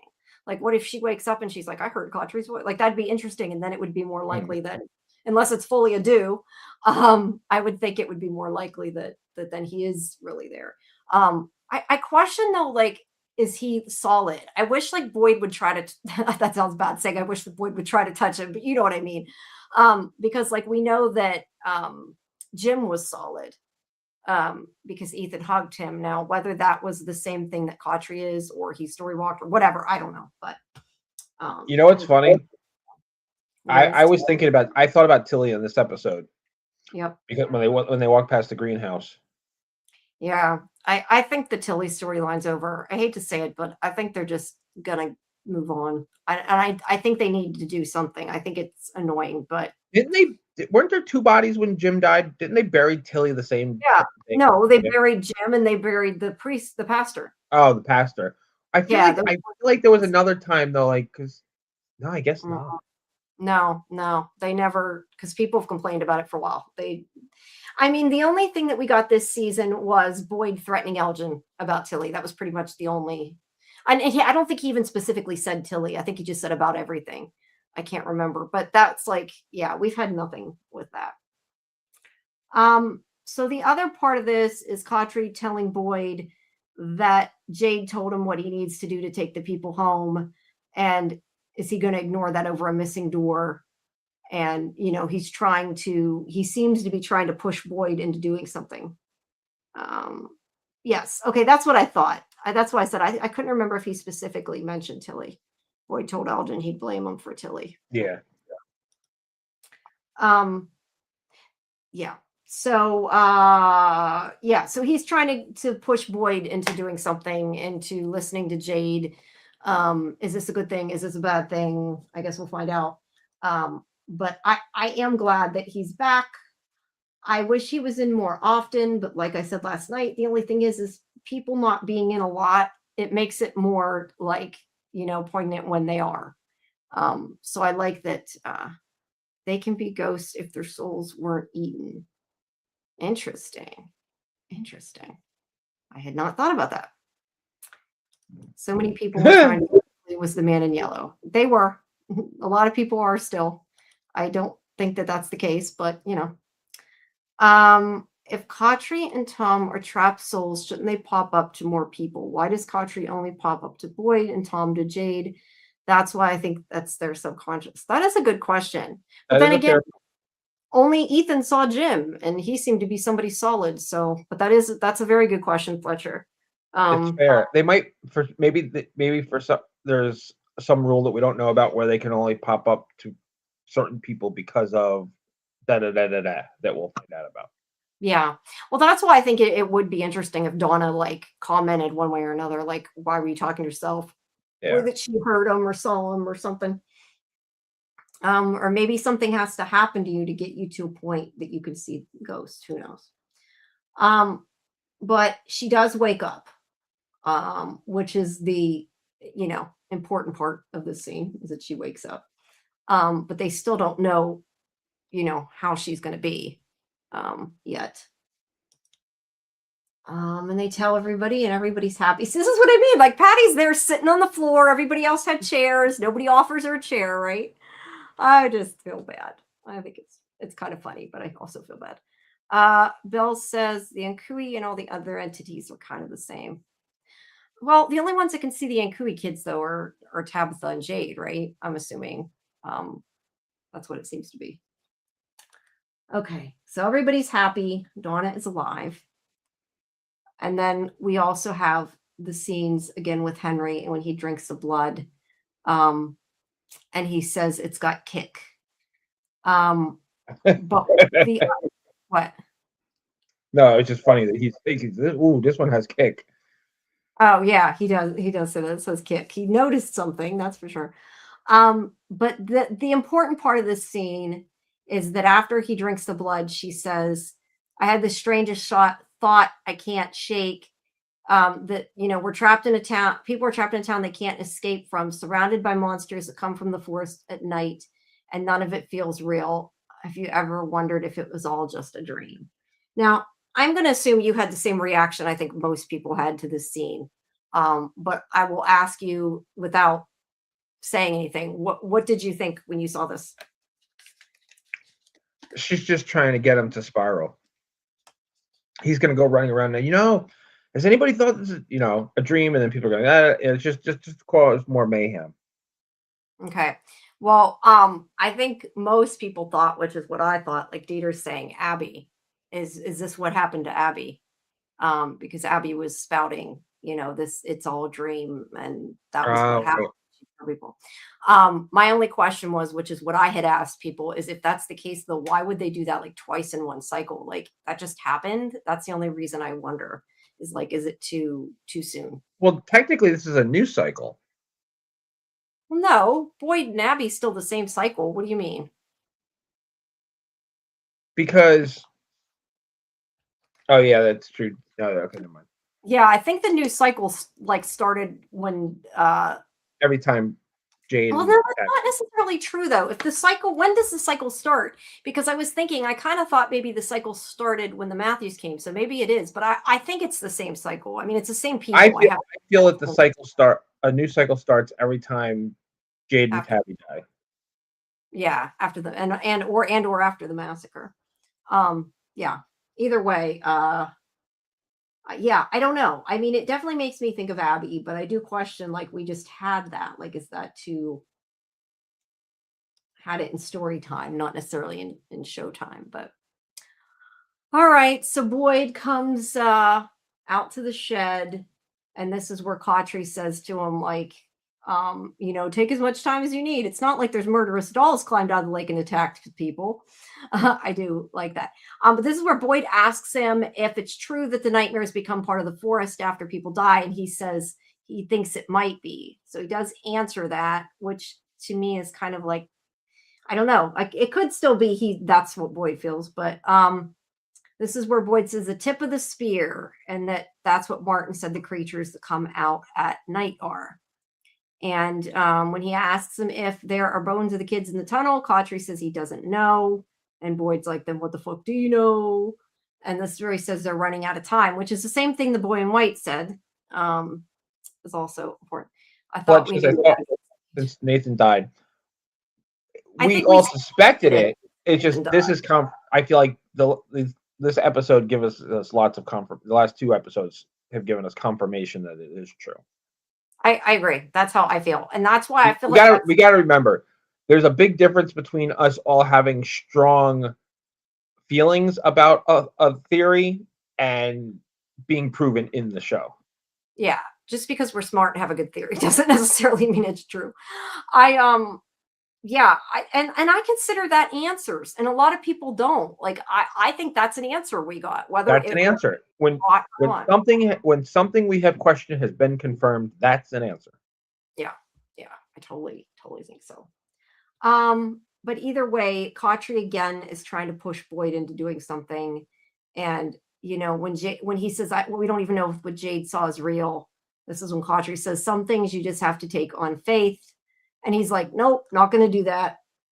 And he runs off and gets the hammer and carries it into the house and starts swearing at everything. Now, I don't know whether he's swearing at the wall, he's swearing at Jade, he's swearing at the town, he's swearing at life. He's like, show me, do what I want, tell me what's going on.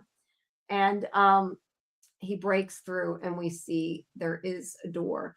I appreciate that they at least didn't end it with them looking into the hole and not telling us what happened, because they very well could have done that, right?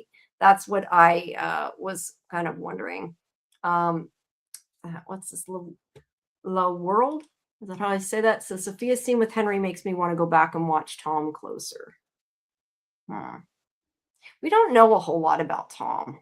But yeah, I don't know that it's necessarily the man in yellow, but we don't really know much about him other than Jade saw him, I think is the I don't think the man in yellow went run. I mean, I could be completely wrong, but it just doesn't seem logical to me that the man in yellow goes back and forth switching forms between the man in yellow and other things. Yeah. People. Especially because it was so difficult for him to do. I don't know if I had told you this or not before, though. I remember whenever somebody, and that's why I don't know if you can trust this kind of stuff, but somebody had asked something on social media, like how because, okay, first of all, the fact that the man in yellow whispered to Sophia does not prove all the other whispers are the man in yellow. Again, we had this conversation before, but somebody had said something about why did he need to be close to her then, and they said something like who's to say he wasn't near them before, or something that implied that. I forget exactly what the wording was, but like, that's a problem when they do stuff like that, because then it drives everybody nuts. And like, even if it's the official social media, I don't think it necessarily means anything, and I don't think man in yellow was here before now. And I also don't think that probably the people that run the social media channel even know anything or have answers because they're marketing people, So, yeah, I never trust marketing people. yeah, I know, right? Um, looking into the hole is very lost. It is. But didn't they end that episode though of them just looking down the hatch and we didn't get to see what it was? So that's why I said I at least appreciate we got to see it. The world says I don't trust Cautry because Boyd basically said he told him something and he doesn't remember. I don't remember a lot of shit. Yeah, he asked if he remembers that scene. He did say that. That's interesting, and I had not thought of he did say that. But yeah, it could just be he really didn't remember, or they wanted us to remember, so they reiterated it. But yeah, I don't know. Just because it took a human form doesn't mean it's not an entity anymore. Yeah, I don't know. All right. Well, anyway, we get the shock of there's a door back there. So, and yeah, like I said, my bigger question is who blocked off the door more so than there's a door, and is that, what does that mean? The world said that doesn't mean it's his natural form. That's just the form we saw on screen. He had a suitcase for the suits. So that implies he changed into the man. I think we don't know, period. I think the man in yellow could be his fifth identity. It could be his real identity. It could be he doesn't look human at all. He looks like a squid monster. I feel like you're right. That doesn't, but he's I a don't spider monster. No, but I don't think that necessarily disproves that it's not his identity either, is what I'm saying. Like, I just don't think we know anything. Oh, I don't care about his real identity or anything. I'm just saying that based on everything he's said, he's had this man in yellow form since 1978, maybe even longer. Maybe longer, yeah. I don't think he's human though. Like I know we will say like no, he's definitely an entity. He's not human. He just takes human. I know because when we're talking about it, like sometimes people say cannibalism. I'm like, yeah, but it's not cannibalism if he's not human. So yeah, he's not human. Yeah. Well, let's put it this way: if he was ever human, he's not human anymore. Right. How about that? Right. Lee says this form I think is a spirit or a hate. I don't know what to call what he is. Yeah, I would. Now we're going into the old man in yellow season. I know you guys think that. All right. So Fletch and Scarlet are going to start. Sorry. Go ahead. I didn't. His real identity is Ethan. I didn't know you were going to talk about it. I thought you were just putting it up. Scarlet and Fletch need to start something because they're going to their graves on this one. Yeah, no, they're going down with that ship. That's what I said. Scarlet is definitely. Scarlet's already said it. Scarlet said she doesn't care. She's no. That's I like that they have conviction. I don't know if I agree with it, but I like that you guys have conviction. All right, we'll do a few more chat. I know we're getting at 2 hours, so we'll probably pretty soon have to wrap it up. But let's. Fletcher had said, "Are we supposed to forget that 2 scarecrow monsters literally escaped? Like they can come back. Why didn't Ellis go after them and kill them? Let's just let them go away." I hadn't thought about that, but yeah, they might just pop back up. Fletcher. I like that. I like Dieter, what Dieter just said. What? Kill the boy or kill the Boyd. Kill the Boyd. That is funny. This was about what we said before. Sophia should have already struck. It's taking a while for her to do whatever she's planning. I feel like they're going to stretch that out till the finale, though. Like, for the most part. I agree with that. That's what I was saying at the beginning of the night, that I just feel like she kind of, I don't want to say she bores me, but it's just like she's not doing enough. Like, cause more havoc, please. Well, maybe she will. I don't know. I just feel like she's biding her time and waiting.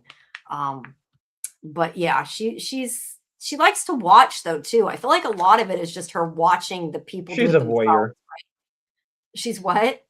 She's a voyeur. Yes, she is. But I feel like a lot of it is just her watching people fuck themselves over, to be honest. The latest episodes have been more about Jade than Boyd. They kind of have been, but there's been an awful lot of Boyd, right? There has been an awful lot of Boyd. I disagree, Fletch. The crows were going wild. They were saying, "Don't come here, stay out, go away." And then we go back to, are the crows good? Are the crows bad? Are the crows souls? Are the crows? So many questions, so many questions. Fletcher said, is it really Donna? What if something took her physical body as a host? That's interesting. That is interesting. I think he was more joking, but it is interesting. Because yeah, I mean, we've seen a lot of shows that like when something like that happens, they're susceptible to things. Hey, Like listen, maybe joking children. about something can turn into an answer. I remember I made a joke on Lost once, and it was an answer. So You never know. You never know. Okay, let's see. I think they are all in a nightmare. Dying is surviving. I think this is a fucked up mystical curse made by these kids that were killed by their parents. I mean, that's what Abby kind of thought, right? So, and now maybe Henry thinks that too, that they gotta, that well, it's we'll not just have to real. We wait don't and see know. what. Yeah, no, we don't know. I'm just saying, it does make me think of Abby. I just don't know that they're going to go down that road twice. That's the only reason I question that. But he might think that too. I guess we'll have to see. RC says, I believe Donna died and came back with answers. Again, we're going to have to wait and see, but that would be a very good storyline. Not too many answers though. There's still 14 episodes. Yeah, still 14 episodes. We still got a bit left. What does Henry drinking Sophia's blood going to lead to? Yeah, other than the whole Abby thing, I don't know, but I do think maybe it could just be, I mean, couldn't it just be like it controls him or something? And like she can make him do things? Although I don't know. Break the cycle. Yeah, but I also wondered, like, why would she need to? Because up until now, they've just used the whispers and stuff, but I guess it could just be a faster way. It could be a different thing. You know what I mean? Like, Yeah. I feel like it's gonna have a physical effect on him. Yeah, it might, or it'll kill him or something, which, so I know a lot of people think Henry's a goner. In actuality, I don't see how any of the people can stand a chance against the entity man in yellow. We talked about it before. It could have a bad ending. We don't know. Don't take away the favorite part of the cycle from Sophia, them tearing each other apart. I'm not sure what exactly that was in reference to. Some of these we should have went through earlier. Ethan is the only survivor, and his dream in the pilot is him dreaming about that. He saw pictures of them on the wall. Victor's only drawings of dead people, so Ethan is probably alone. Like I said, I sure hope not. Randall doesn't want Julie to have a seizure and die, but Julie needs to tell people about what she's discovered. Will Boyd ever learn that Julie? Oh, we talked about that. We put that up earlier. Sorry. Jay says Sophia was looking for Boyd, so he supposed to get the blood moonshine cocktail instead of Henry? I think she just told Henry that she was looking for Boyd. Yeah, I think it was just. Yeah, I think it was just a reason for her being there, but why she followed him into the bar, I don't know. There are no monsters, but the ones they create. Overcome your fears, become a hero, beat the crap out of your monsters. Well, it could all be a story, that Ethan or Julie or both are telling. I still do like the idea that Ethan and Julie wrote those books. So that makes sense too. Yeah, no, it doesn't. That doesn't make any sense to me because, while you can argue about story walking be time traveling or not, she can't stay there. What do you mean? How does the book go back in time? Well, I don't know. I just figured it could be something that happens like we haven't seen yet. Like later they do something and write it in the future and then go back and plan it there or something. I don't know. That was kind of my thought. They brought the totems to the town. 2 doll monsters ran away. Do you think those 2 dolls will join the night creatures and attack them in town now? I think they're like Probably the not. forest. Like I don't see them coming, but I do kind of question the one thing that I wondered when they did that is, wasn't it bad they removed all of the totems? Like, what if they're in the forest and they come back, the dolls come back, then they got nothing because they took them all. And I was kind of like, why did they do that? Right. Let's see. Oh, geez. Why would it make sense for Ethan to kill his own father? I agree because I don't think Ethan's the man in yellow, Belle, but a lot of people do. So, well, not a lot of people. Some people do. It's a theory. Fletcher I'm said gonna he built the wall. The story walkers. after that one, I got one. Okay, go ahead. JT still wants to know why Libby was in the asylum with Hurley. That is not an unanswered question. That is an answered question. She checked herself into the hospital because she was having trouble coping with her depression after her husband died. Huh. You're right, she did. I forgot about Wait, that. huh? You knew that? Oh, I said I forgot. No, I know that, but I forgot a lot of the show. I was thinking when like, yeah, maybe they're right. No, you're right. I just don't remember it. It's been so long. Fletcher says crows are the lost souls of dead people that the entity killed. That's why they were wilding at Ethan when he arrived. And yes, it might be saying leave. That was what he said to that. I get the idea that because Ethan is telling the story that he's sort of the guy in charge, but I don't think that he's the man in yellow. I'll have to read. I'll have to read Fletcher's. Yeah. Read. I'll have to read his full theory, and then I'll tear it apart. Be nice. Let's see. What do we make of the faraway trees with the bottles? I feel like that's kind of a loaded question. I still said before, and I know you've heard me say this, that I still wonder that the trees are like some kind of portal and that it moves around what's on the other side of it, and that's why they go different places. Wait, what'd you say? I thought you heard my theory before. I got the idea after watching the episode of Shield. You know how there was like the portal into the alien world. This rock sucked them in. How like the planet turned and it made the portal move like in physical location. Gotcha. So I wondered if it's possible that something similar like that with the trees, that like it's actually in a portal when it's moving around, and that's why it spits people out in different locations. Interesting. That's my theory, but that was definitely came from Shield. But I thought of something. You didn't hear me say this, that I thought of that like is like a nitpick that people don't think of. Supposedly the trees always do something different and they don't know what they're going to do, right? So how did Victor know that if he drew a smiley face on the rock that it would fall out of the air? He had no way of knowing that if they don't know what happened. Yeah, you know, I thought about that when I was doing my rewatch with Damon before we got to season 4, and I kind of let it go. Hey, Fletch, I honestly don't go on Discord, Jamie's Discord, very often, because I have a one-to-one connection with Jamie, so I don't need to read Discord also. That's fair. So I didn't know you had a theory on the Discord until tonight. Yeah, so you have to read it. I try to read the theories. I don't know. You guys come up with some stuff that's like way deeper than I can ever come up with, and I'm like kind of floored by a lot of it. Did Jade and Toby see the tree? We never knew. That is a really, really good question that I still remember as yes, but why did they never tell us that? Huh. Yeah, that Fletcher, that I wish they would have. That's a really good question. We didn't get to hear it, but I would assume, You know, I feel like they always see it. Feel like Jade has mentioned the tree. Did he? But we never actually saw them, so maybe that's why we never think about it.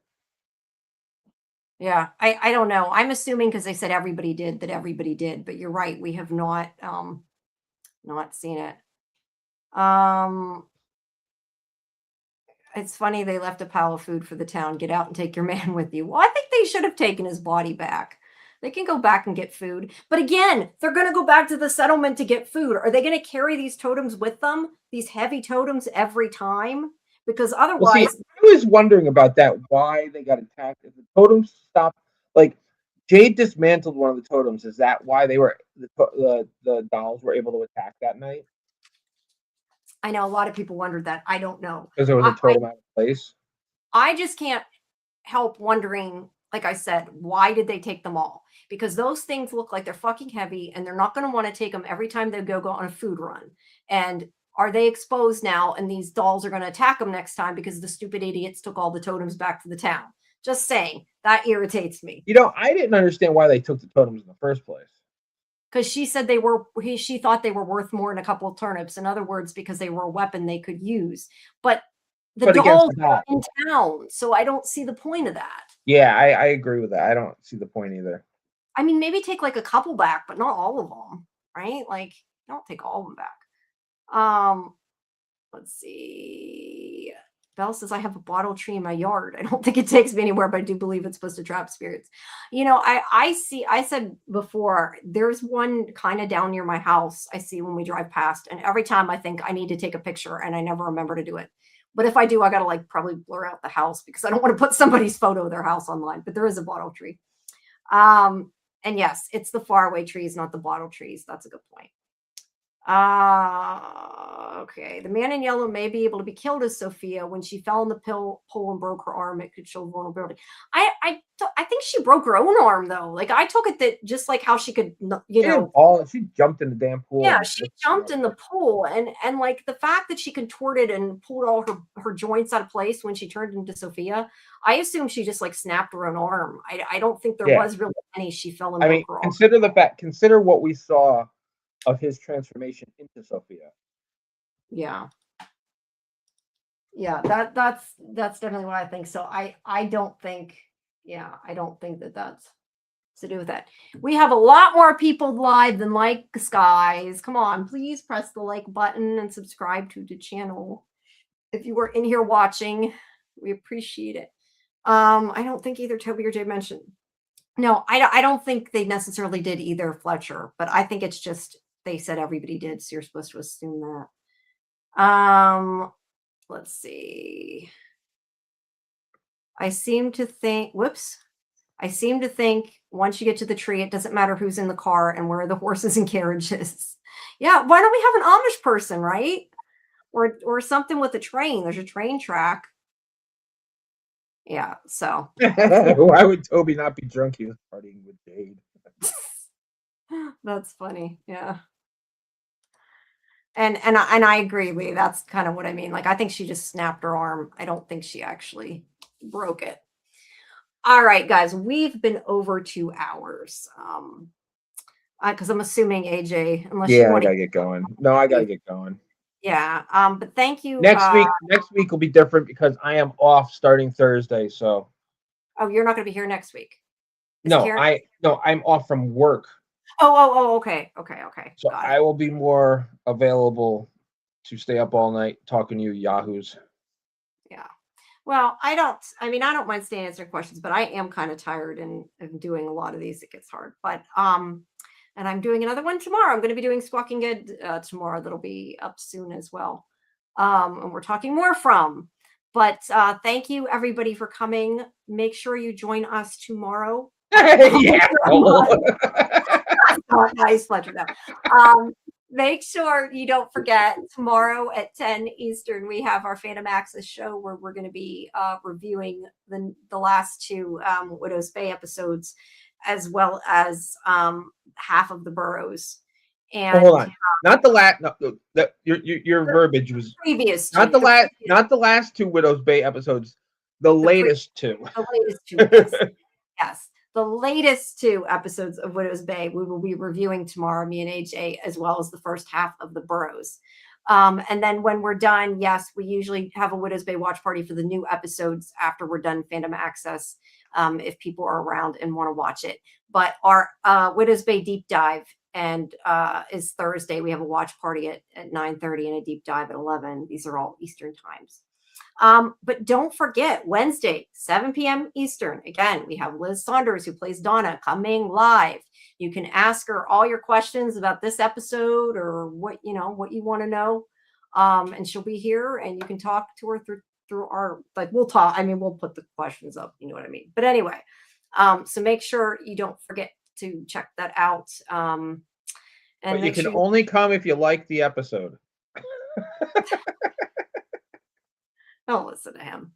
No, listen to me though. Get more likes. Come on. Oh, like I thought you meant like the episode of From. No, like our episode of Talisman Transmission. Yes, please do hit the like button if you haven't. It does help.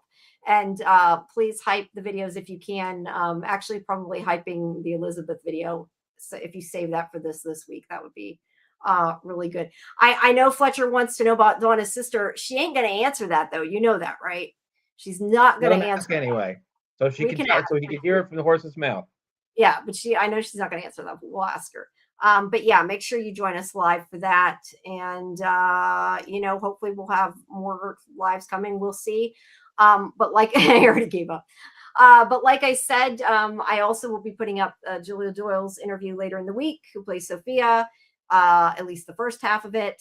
And it's actually not the same actress if you look in Internet Movie Database, but but yeah, I'll be putting that interview up soon, as well as the Widow's Babe production designer. That one will probably go up tomorrow. So yeah, and Wednesday I'm very, very briefly talking to Scott McCord and Robert Joy. So if you have questions for them, drop them in the Submit Talent questions channel that's in our Discord. And I'm going to Love you try to too. pull Bye. one from there. Depending, it's a very short interview, so I don't know how many questions I'm going to get to, but I will try to do that. So you can drop them in there. And if you're not a member of our Discord, please make sure that you join. That's the big thing, because then you know everything that we're doing and our schedule and our watch parties and all the fun stuff we do. We're going to be, once Karen comes back, we're going to be doing our trivia, our celebration for the million views and the 2,000 followers, and we'll be doing trivia on us at a party, and it'll be fun. I don't know why I choose. You're funny, Fletch. But that'll be soon. And then, yeah, like I said, Julia's interview will be going up. And if you are a member of YouTube on the Survivor tier or above, you get the interviews a little bit earlier. And I will not before the embargo's up, but I mean, you get them a little bit earlier than everybody else. But yeah, and I'm going to be trying to add some more things to the other tiers. So thank you, everybody, for joining us. And we hope that you join us again tomorrow night. And yeah, have a good night, everybody. Thank you for coming. Please like the video, subscribe to Good night, all. Night, guys. Have a good night.